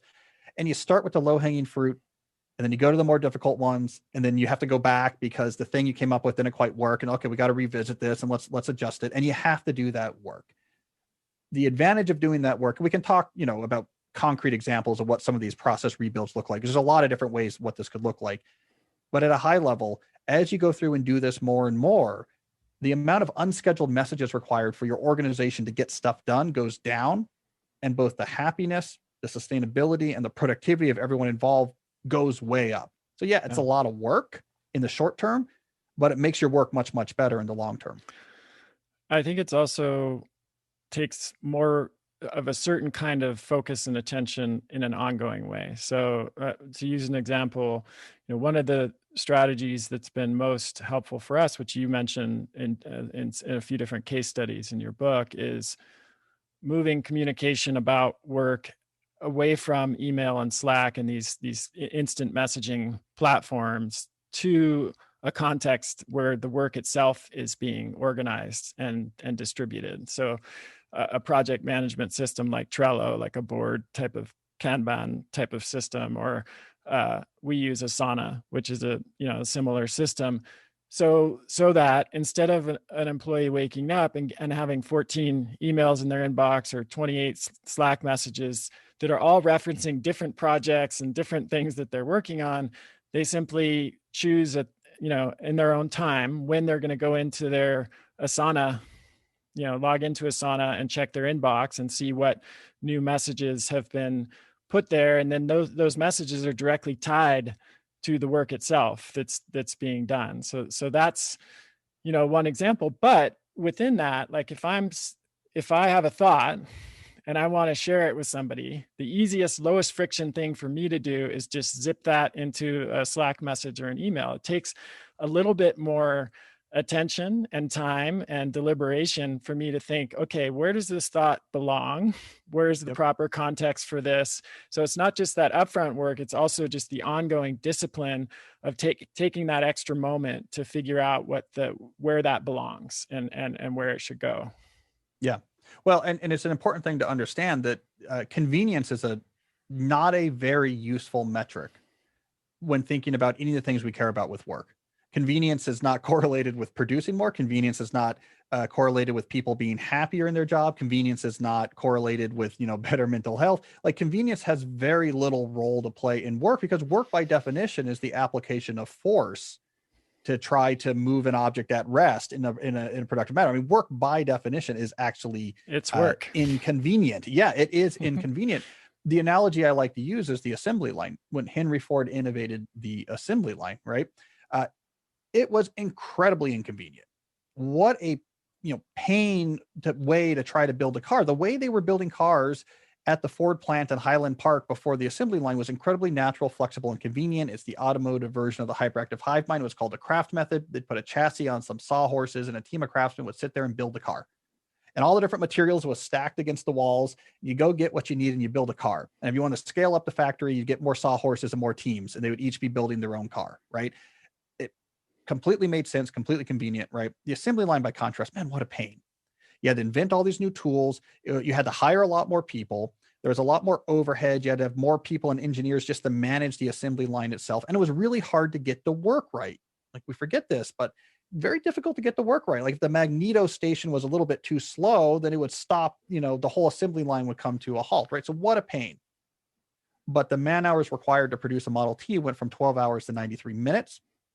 And Ford became the largest company in the world, and Henry Ford became the richest man in the world, right? So yes, the right way to do things can be really inconvenient compared to what the easiest things to do is. But in some sense, that's the whole game in work, is embracing the proper inconvenience that's going to give you the best returns, both in terms of your subjective experience and productive output. So it's good. It is a pain. The hive mind is not a pain. It's very easy. And of course, when we're in this era of autonomy in work because of Drucker, that, hey, you figure out how to do your own work. Of course, that's what we're going to fall back on. If we're each in charge of how we're going to work, like, let's just hive mind it. What else am I going to do? I don't want to think about this. Right. But we have to step up and replace that. Yeah. It's not a pain in the short term, but it becomes a pain in the longer term. It's in the same way that processed food does, right? That's the easy, path of least resistance. Just follow our cravings and, do what's easy in the short term, but there are long-term consequences of that. In the same way with the hyperactive hive mind, it's easier for me to just fire off a quick email without thinking at all about where that should go, what better method I should use to get that point across. And, my convenience is probably somebody else's inconvenience, right? Which you point out in the book as well. It's like, I just fire off a quick message, and the sort of implicit assumption, whether I'm aware of it or not, is that other person is then going to have to take the time that's required to figure out where that message belongs, what it means, how to act on it, all of that. So it seems like that's part of it too, and I don't think it's like a conscious selfish motivation in most cases, that we're really thinking that through in a kind of Machiavellian way, like, haha, I'm going to take the easy route and they're going to have to do all the work. It's just kind of some kind of a habitual response that happens. Yeah. Well, I mean, if we use the car factory analogy, right? If you ran a car company the way that we run the hive mind, so it's actually worse than the craft method. Really, the equivalent would be if you just had a bunch of craftsmen show up at your factory and said, look, we've invested, we have a bunch of tools, we have a bunch of equipment.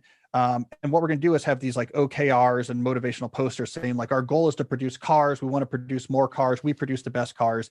But you guys kind of just, how you do it's up to you. Yeah, figure it out. It's not, we don't want to, we just figure it out. Right. Oh, and we have no real way. We're not going to really have any way of even keeping track of what you're up to or what you're doing. I mean, come on, no cars would get built. You'd have a lot of people that would be like, yeah, if you walk by and what's going on, they're like, well, I'm they waiting. Start hammering really quickly when you walk by. Yeah. Or like, I'm waiting for Bill to finish with the hammer, whatever. Right. And nothing would ever get produced. no matter how good intention or how inspired or how motivated the employees are in that scenario, you're never going to walk into that factory in that analogy and see that they have spontaneously built an assembly line. It's Yeah. just it's not going to arise, and it's not that they're evil. It's not that they don't care about Ford. It's just that that is not going to emerge from just our goals to build cars. We want to motivate you, build cars. We'll be back in a week to see how it went. Like cars aren't going to get built. Right. All right. So I want to do another gear shift here and make this a little bit more real for people. And if you're willing to talk a little bit about what your day looks like, and I'll talk a little bit about how I try to incorporate all of these concepts into where the rubber meets the road. What is an actual day in the life for Cal Newport? How do you take these concepts that you've so eloquently outlined in all of these books and apply them to a life where you have multiple roles, both professionally? You're also a father, you've got kids and a wife, and you've got interests outside of work, and all of these things have to somehow fit into this framework that you've created. So and there are lots of different ways. There are different ways to do it, which you've talked about. Different ways for scheduling deep work, ranging from that will suit different people's lifestyle depending on their profession and what kind of work that they're doing. But just maybe as an illustration, you could talk a little bit about how you set up your day. Well, I mean, at a high level, something that often surprises people is that largely speaking, I just work 9 to 5. And the way I'm able to keep producing is because of that constraint. I'm sort of relentless about, I want to make sure that the stuff that really matters gets attention. And then I will scramble to deal with the issue of everything else.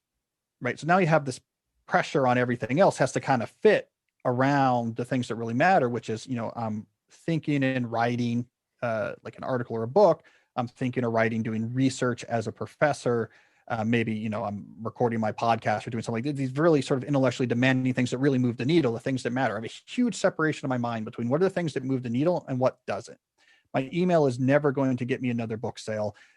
Being on social media is not going to improve the quality of my magazine articles. My CS research is never going to be improved by having a bunch of extra Zoom meetings. And so I'm pretty relentless about that is what matters. Try to make everything else fit. That pressure then leads to a lot of innovations about like, what do I do with everything else? Well, there's going to be a lot of essentialism at play. I'm going to just have to take a lot of things off my plate. I don't do this. I don't do that. There's not time for it. Right. So I got to really prioritize. The stuff that remains, I'm very organized about.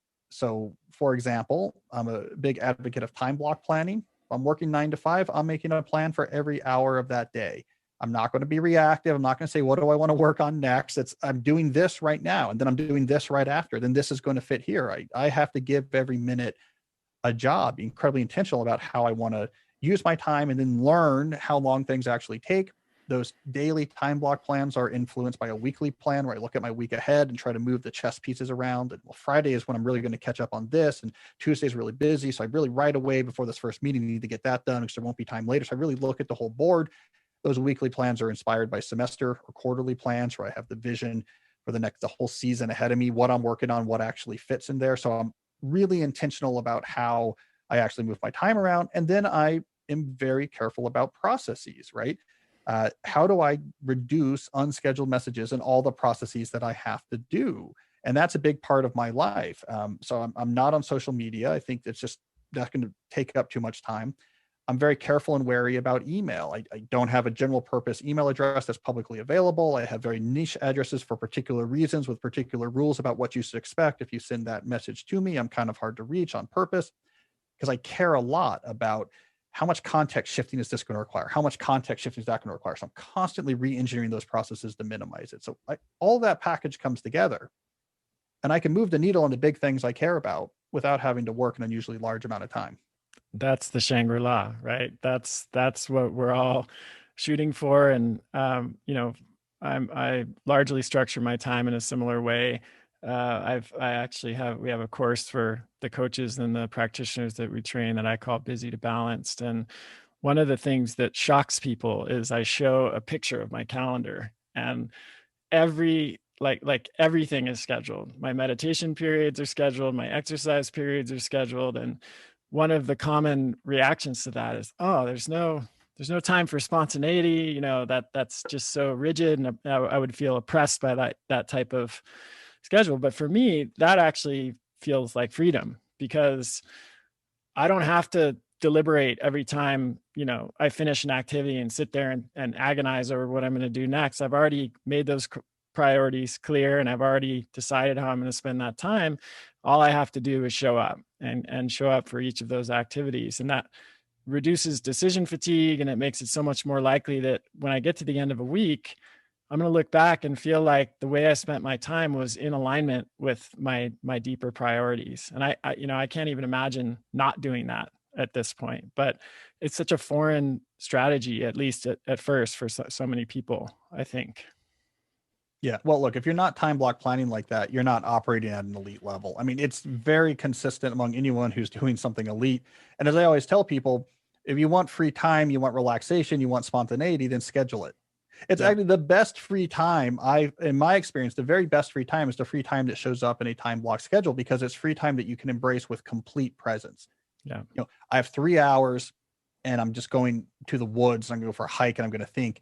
I can do that with complete presence because I know the whole picture and I got the other things that need to be done. I know what the plan is. This is fine. I can actually be completely free here. I think the most organized people actually get the most pleasure, relaxation, and enjoyment out of time off, because there's a difference between I'm just kind of taking time off and my mind is furiously, what about this? What about that? Is there emails? What's going on here? Versus someone who has their arms around it.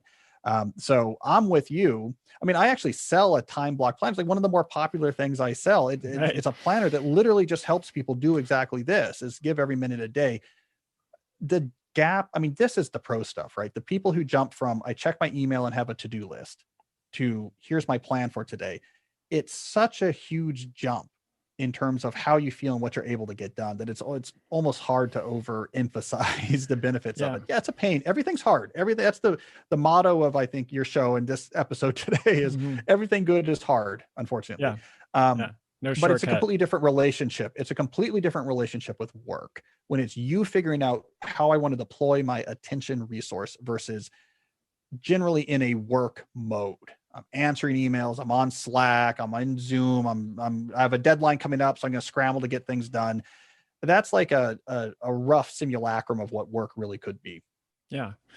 Yeah. I often tell people the more I'm able to master these kinds of techniques, the more leisure time I have, and the more this sounds paradoxical. The more work I get done, the more meaningful deep work I get done, the more leisure time I have. I was able to ski 100 days this season here in Park City at a time where I'm running companies and working on my next book, and my professional obligations have not decreased, they've increased in a lot of ways. And yet, because of all of these things that we're talking about, like that laser focus of knowing what's most important, and then coming up with smart processes for dealing with everything else, is so crucial to my product, not only my productivity but my health and well-being. Like I feel just like I'm enjoying my life, probably more than I ever have. And I like to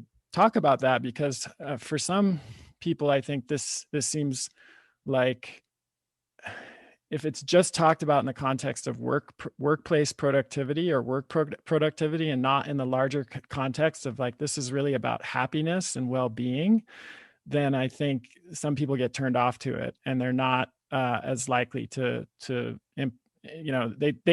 they set up a dialectic where they think I can either pursue happiness or well-being, or I can maximize my productivity, and those two things are somehow at odds.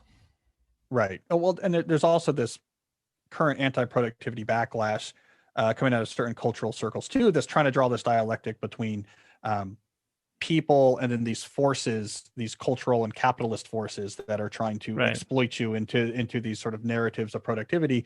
But then the answer is, well, what are you suggesting instead, right? And I think terminology is an issue here, right? I think of Yeah. productivity as what connects the universe of all the different things you could be doing to what you're doing right now in this moment. Something has to connect those two things. Now, you can think that through, or you can just let it kind of unfold haphazardly, right? Letting it unfold haphazardly, however, is not, undermining, undermining the capitalist system and regaining some sort of human autonomy. It's just making your life haphazard, right? When you can control it, you can actually put intention into that.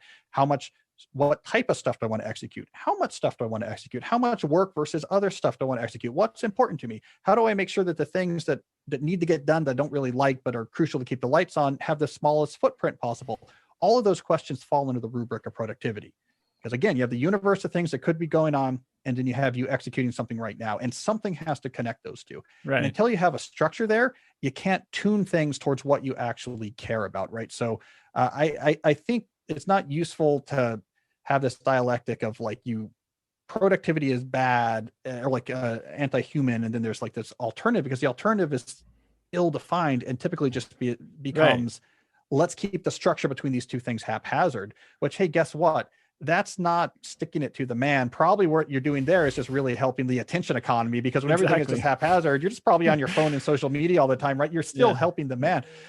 Yeah, that's not the way to You're subvert enriching your, enriching corporate profits and social media barons with by allowing them to more effectively harvest your attention. Yeah. yeah, Yeah. you got it. Until you control your time, you can't aim your time at what you care about. For exactly. That's what it's about for me, is just making sure I'm spending more time on the things that are most valuable and meaningful to me. And those things, some of those things are work related and some of them are not. It might be learning a new skill, or mass like spending more time with my daughter, for example, making sure that I've organized my schedule in such a way where that is a priority, that is scheduled into my calendar, that I know is not just going to be like leftover time from, whenever I get anything else done. And I can use these same tools to improve those kinds of activities, which I would argue are maybe more being related than doing related.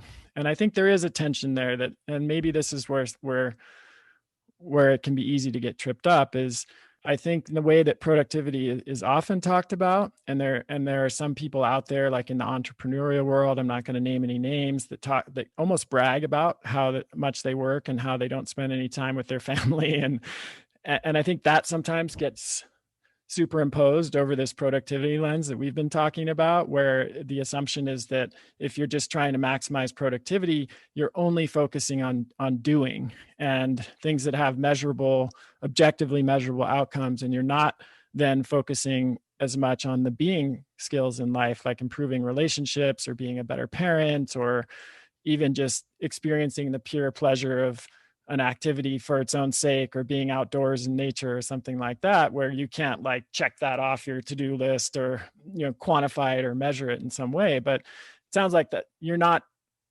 advocating for a life without any of that stuff. The way you talk about productivity doesn't exclude that in any way, and in fact may even enhance the ability to experience those being related activities. Yeah, it absolutely does. And I mean, one of the things I think has happened in the discussion of productivity, and this happens in other issues in our culture as well, is that we construct this boogeyman that like largely doesn't exist.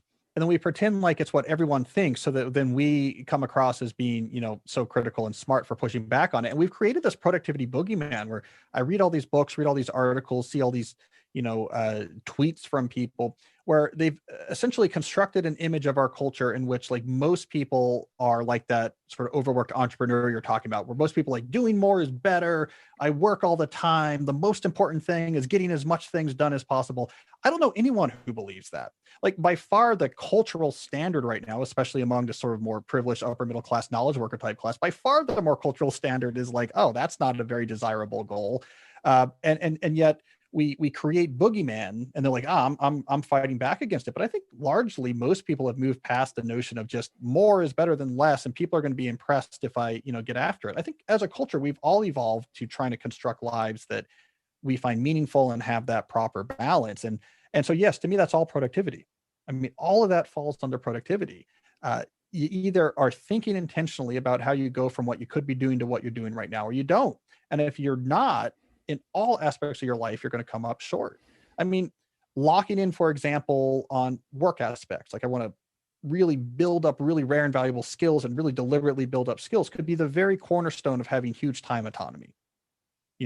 because I had built up this skill. I can write my own ticket. I work 3 months a year. The rest of the time I'm with my kid, right? Where that comes from productivity. Yeah. Moving to Park City, right? Where because now you can ski a hundred days a year, right? That's thinking from a productivity lens, right? Like, okay, of all the things I could be doing, like skiing is very important to me. If I'm thinking intentionally, like, okay, so where I live matters, how I set up my work matters. I can pull back on this, put this here, make, all of that Yeah. is thinking. And I think Jocko Willink always uses that term, discipline is freedom. I think there's actually a lot of truth to it. Like once you have structure and or intention and control over the aspects of your life, then you can actually manipulate the aspects of your life. Oh, I want to pull, like you have control over your different businesses, your time, etc. You can now titrate things. Let me pull this back to be this much time by getting rid of this and moving this to someone else. And let me just shut down this business altogether. Now let me push this over here. Let me pull this back while I push that. You can move your levers in such a way that now you have this freedom for your time. All of that's productivity. And so to me, the dialectic is not exploitative productivity towards happiness and relaxation. It's towards haphazardness in how you use your time, which is almost always fundamentally exploitative because now all these different people are going to take advantage of you, the attention economy companies, the processed food companies, et cetera, or intention and control over how you spend your time. Yeah. That's the dialectic that matters. Productivity is what gets you to the intentional side versus the other. Because again, look at me. I work 9 to 5, like Right. I work less than like most people I know with just like a standard single government job who doesn't think much about this stuff. I work significantly less than most of those people. Why? Because I think a lot about these questions. Yes, absolutely. And I think this concept of discipline being freedom is found in so many different domains. Jocko is coming at it from his being a Navy SEAL and an area where discipline is probably at the pinnacle. And also it's something you'll encounter if you study or practice Buddhism, for example, like the concept of a meditation retreat where you have almost zero autonomy in terms of how you spend your time. Literally every moment of the day is scheduled from 4 a.m., when you start the meditation period until, it depends on the retreat, of course, like 11 p.m., you will almost have no free time. And yet people report feeling freer than ever in that sort of situation because you're not just subject to the vagaries of your own mind as it drifts to one thing or the other. Oh, maybe I should do this, or maybe I should go check my email, or maybe I should do that. No, you don't. You're not subject to those influences. You know what you're doing. You've already planned to do it, and that's extremely liberating and freeing Yeah. for a certain quality of our attention. I Yeah, was go gonna say, ahead. I couldn't think of anything less free than, let's say, you go to your job, it's hyperactive hive mind all day long. You feel like almost nothing is getting done. You come home exhausted. It's basically you on your phone. You have a couple drinks to relax. Maybe have to then get back on your computer and try to catch up on some slack before sort of falling in bed too late or something like that. Yeah, that's someone who's not thinking a lot about productivity. I couldn't imagine anything less free. Or Right. someone who's really thinking about all the aspects of their work and their life and how do I control it and tamp down the hive mind and bring things back and forth. And now suddenly they can aim that energy because now I can have a deeper relationship with my kids and build up this community group that happens and get involved in this athletic pursuit and push my reading and do, my Buddhist practice. And suddenly all these different things you're free to do because there is a intentional discipline thinking about here's my time. How do I control it? How do I keep it intentional, aimed at my thing? So yeah, I couldn't think of anything less free than the way that most people who think very little about productivity actually end up having to live their lives. Right. Totally unplanned, daily experience and no structure at all is Yeah. what often gets misassigned as being freedom. So, in a recent blog post, and this is kind of be a good place to conclude, but you talked about this concept of slow productivity, which I really like. And maybe that will help us to distinguish between or address the terminology issue to some extent, where like the term people are familiar with like slow cuisine and this idea that adds to me a qualitative element to the concept of productivity that makes it not just about churning out as many widgets as you can, whether it's in your own individual life or on a professional scale. But you talk about slow productivity and anti-busyness in the same sentence of the title of that blog post. So to me, it seems like that points directly to what we're talking about right now, which is that productivity doesn't lead to more busyness. It actually probably leads to a lot less busyness. Well, so I now, in my own thinking on this more recently, since I've written that post, I think about the alternative to slow productivity is fast productivity. Fast productivity is what people often associate with the term productivity, and that's where you're trying to, as efficiently as possible, move from a large plate of things you need to do, move them to done.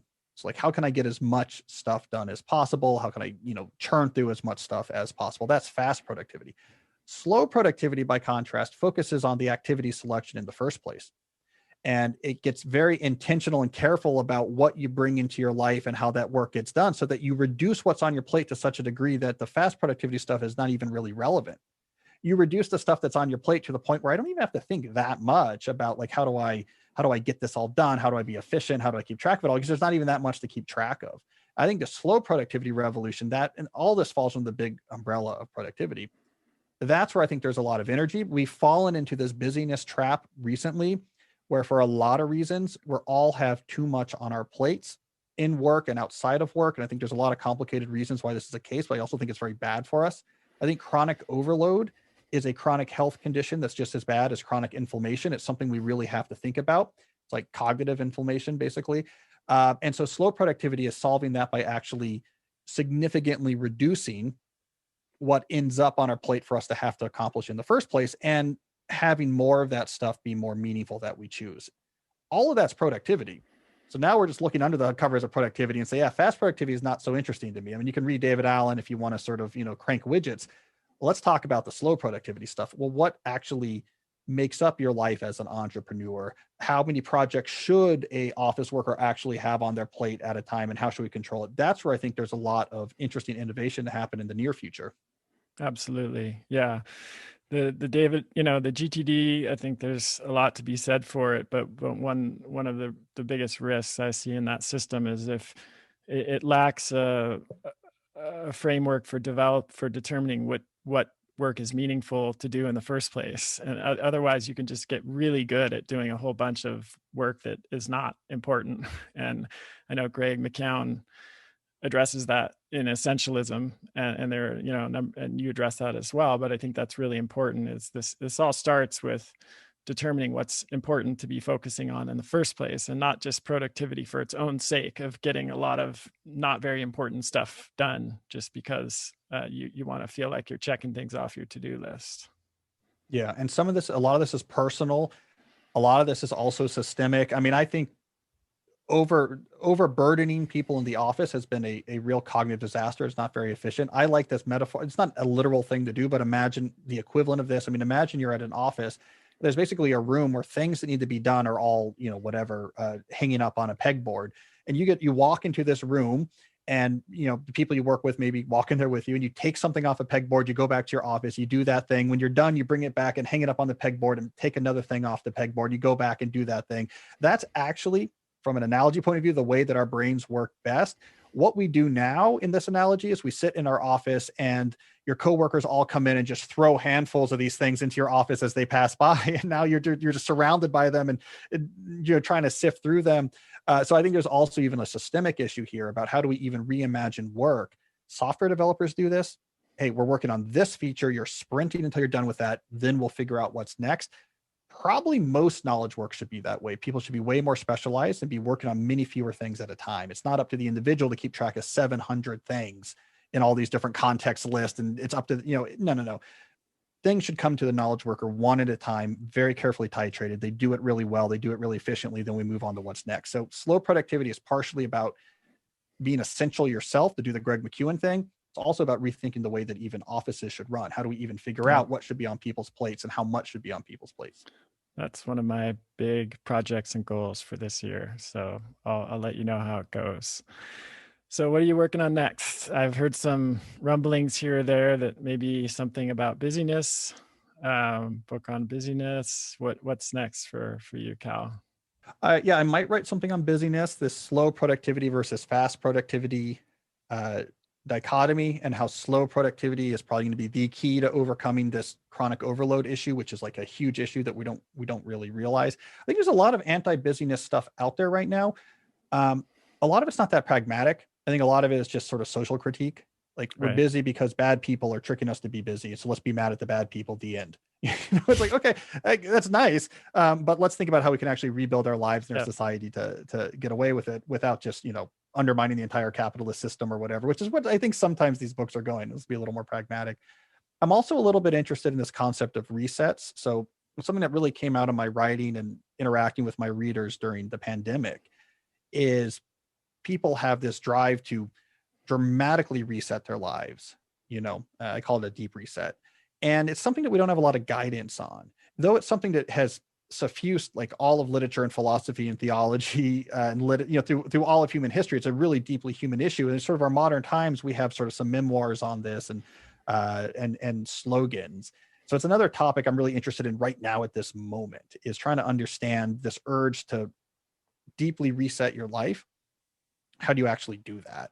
And that probably, I wrote a book in 2012 that was about how to find a career and follow your passions, bad advice. So this would sort of be a follow up for that. So I'm also thinking about that as maybe a one off, just because it's really in the air right now. Yeah. The lost art of radical life change is something that needs a more systematic treatment. So those are the two ideas I'm bouncing around most right now. Love it. Great. Yeah. For all the listeners, highly recommend all of Cal's books. Deep Work, Digital Minimalism, World Without Email. Seems to me that, which, do you have a recommendation for what people start with? I read Deep Work first, and then I read A World Without Email next, Yeah. because this stuff with what's happening with my company is really like front and center, and I wanted to dive into that. And then I read Digital Minimalism last, only in part because I feel like my relationship with digital technologies is it's pretty healthy at this point, and I'm not in need of a digital declutter, but I still got a ton out of that book and loved reading it, in part for just helping me to frame how I talk about it with other people and my own courses and things like that. But do you have Yeah. a recommendation for how most people would enter into that trilogy? Yeah, well, I would just make the separation that if your interest is your personal tech, so social media, your phone, YouTube, et cetera, that's what digital minimalism is about. If your concern is tech in the workplace, so email overload and Slack and too many meetings, that's where Deep Work and A World Without Email come in. You can really read those in any order. I mean, they go together, right? There, it's basically one Yeah, large book, is the way definitely. I think about it. Deep Work is going to introduce the notion of deep work and be more about how like you as an individual can train your ability to focus and why it's important to you in a deep life. A World Without Email, it gets into the issue of like, how did we end up working this way? How did the hyperactive hive mind come about? Why is it a problem? And then it gets into these principles about how to redesign the way you work. So it's much more in the weeds about how to redesign work to get away from these hive mind issues. I will say A World Without Email, you can apply it as an individual or an organization. So Yeah. it'll walk you through as an individual how to identify your personal processes and do what you can do to reduce unscheduled messages as well as organization. So I think Deep Work is kind of going to give you an inspirational kick. A World Without Email is going to give you, I guess, a game plan for, okay, let's start Right. rebuilding things systematically. Yeah, and you don't have, like you said, you don't have to be the founder or leader of a company to benefit from it. There are things individuals can do, and there are also Yep. suggestions for how individuals can advocate to their, supervisors or managers, like, hey, this is a good thing for this is going to increase my productivity and value to the company if I'm able to do, shift the way that I do this kind of work. Then you have a podcast that is relatively new. This is you are a type of person who doesn't jump on you're not a techno maximalist, any benefit type of person. I'm sure you waited to determine whether podcast was really going to fulfill your overall personal and professional objectives, but it did, apparently, because you've launched one called Deep Questions, which is a phenomenal show. What do you tend to talk about in that show? Yeah, I launched it at the end of last May, early in the pandemic, because I missed interacting with my readers because I wasn't giving talks, I wasn't in the classroom anymore, and so it was a pandemic project. The big conceit there is it's less about interviews; it's more about I actually answer questions from my readers about deep work and living a deep life. So all the issues we talked about today, and I go through. It's okay. Here's a question on sometimes it's mundane, like how do I have too many meetings and how do I, like productivity style questions. And sometimes it's bigger questions about rebuilding, how to succeed as an author. And then the deep life, we get really pretty philosophical about like what matters in life and how to spend time on what matters and to reconceptualize your relationship with technology. Sometimes I have guests on, sometimes mainly it's just me answering the questions. Now that the pandemic's over, though, I'm taking my studio I have here, and we're actually turning it into a multi-person studio. So I'm going to have a kind of regular cast of characters now to join me to help me Nice. unpack some of these issues that deal with deep work and the deep life. And it's been fun. So yeah, I took a long time to start a podcast. I didn't start it till, late last May. But we're 2.5 million downloads strong. I think it's catching an audience, I think. So that's been great. And it's been a lifeline for me because I like to talk to my people, to my Yeah. tribe. And I was cut off from them because of this pandemic. And so I'm really happy I finally was pushed into doing that. That's great. Yeah, it's a phenomenal show. You've also got a couple of online courses that you do with Scott Young. One's Life of Focus, which I am in right now. It's like I said, I'm kind of I want to learn as much as I can about all of this stuff, even though I consider myself to be pretty seasoned and experienced. There's always more to learn, and I am learning more in that course, which I'm really enjoying. And then you've got one, and by the way, that course for the listeners just incorporates a lot of the concepts from all of these books that we've been talking about and everything we've covered on the show, and provides some kind of structured guidance and how to implement it in your own life. Is that just periodically offered, Cal, or Yeah, I think if you go, there's a link to it on like my website and his. Yeah, it's periodically offered because you go through as a cohort? cohort. Yeah, Um, and so I think there's like a list. You can put your name on a list, and then we email you like, oh, we're gonna, when we're next going to open it. But yeah, it's 3 months. 1 month is basically deep work. 1 month is digital minimalism, and 1 month is really based on Scott's book, Ultra Learning. So it's like supercharging your brain to be able to do. Yeah, those online courses that's been fun too. That's really interesting because yeah, I like innovation, like trying new things. And we've had thousands of people go through these courses, and uh, I think there's something there about the future of pragmatic nonfiction writing. I think books are yeah, obviously like a great way to get ideas to a broad mass, but I don't think we have to stop there. And so yeah, Scott really led the lead here, but courses is an interesting way then to take the most motivated readers from books and say, okay, now I'm ready to go to the next step, and much more step by step integrate these ideas into my life. So I'm very bullish on the idea of courses should have a role to play in pragmatic nonfiction. yeah, yeah. I mean, as you won't be surprised that I agree. As someone who has, I mean, that's how I basically got my start with the Healthy Baby Code 10, 12 years ago, whenever that was now, first digital course. The reason I like courses is because it can be pretty easy just to read a book, put it down, and that's the end of it. I've found over the years a lot of people need support to actually implement things that they learn about in a book. There is always the 5% or whatever percentage it is that is just autonomously motivated to and capable of doing that themselves. But courses provide not only structure and support, but they also provide community, right? The chance, especially if you're in a cohort-based course like you do, you have a chance to go through that process with other people. And I think that's from the literature that I've seen, behavior change is more successful when it happens in that kind of community setting. So you've got also another course, Top Performer, which I think is more based on your book, So Good They Can't Ignore You, which is about career development. Yeah, I mean, and that's from uh, back before I even published Deep Work. Yeah, so in 2012, I had this book, So Good They Can't Ignore You. And yeah, Scott and I built this course run at Top Performer. I think we launched it in 2014. Um, and yeah, I think we've had 5 or 6,000 people go through this course. Like That's it's awesome. really, there is a huge hunger out there, more so than I realized, for people need more structured guidance about how to manage their career. I'm always surprised the degree to which we sort of throw people to the wolves. Here's your college degree. Follow your passion. Good luck. Yeah, not It's good like, okay, advice. Yeah. all right, yeah, it's not good advice. So that's like a classic course that's been around for a long time. It's gone through a lot of iterations.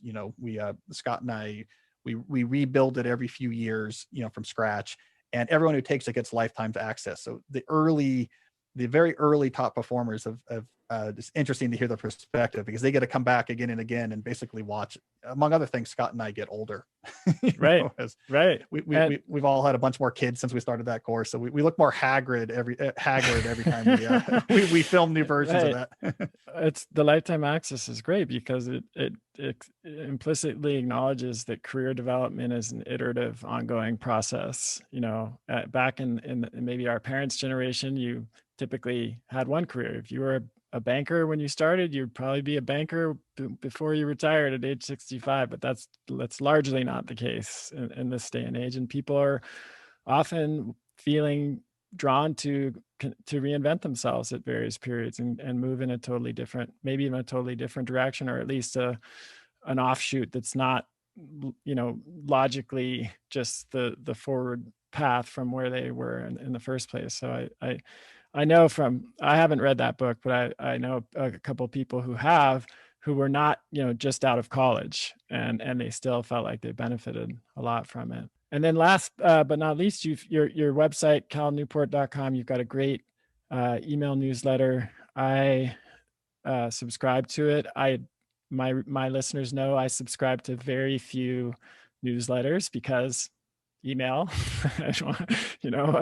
I'm trying to manage the input, but I really appreciate your emails and your posts. So that's calnewport.com, and people can find all of your books and these courses and the time block planner and the link to your podcast on that site, right?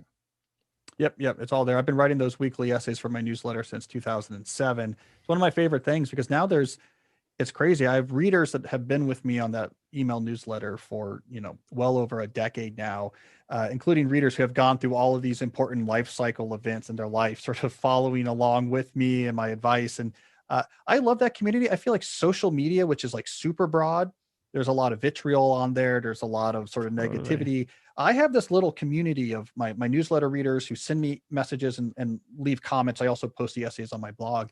And it's like people have been with me for years. And it's just the most interesting, considerate, smart, erudite little online community out there. And so I have been in this happy online bubble where it's interesting people who like ideas and like debating, and everyone's nice to each other and everyone's smart. And it's like the opposite of Twitter. And so maybe that's why I've never been on social media. I have a much better alternative I built up just around this website over the years. Yeah.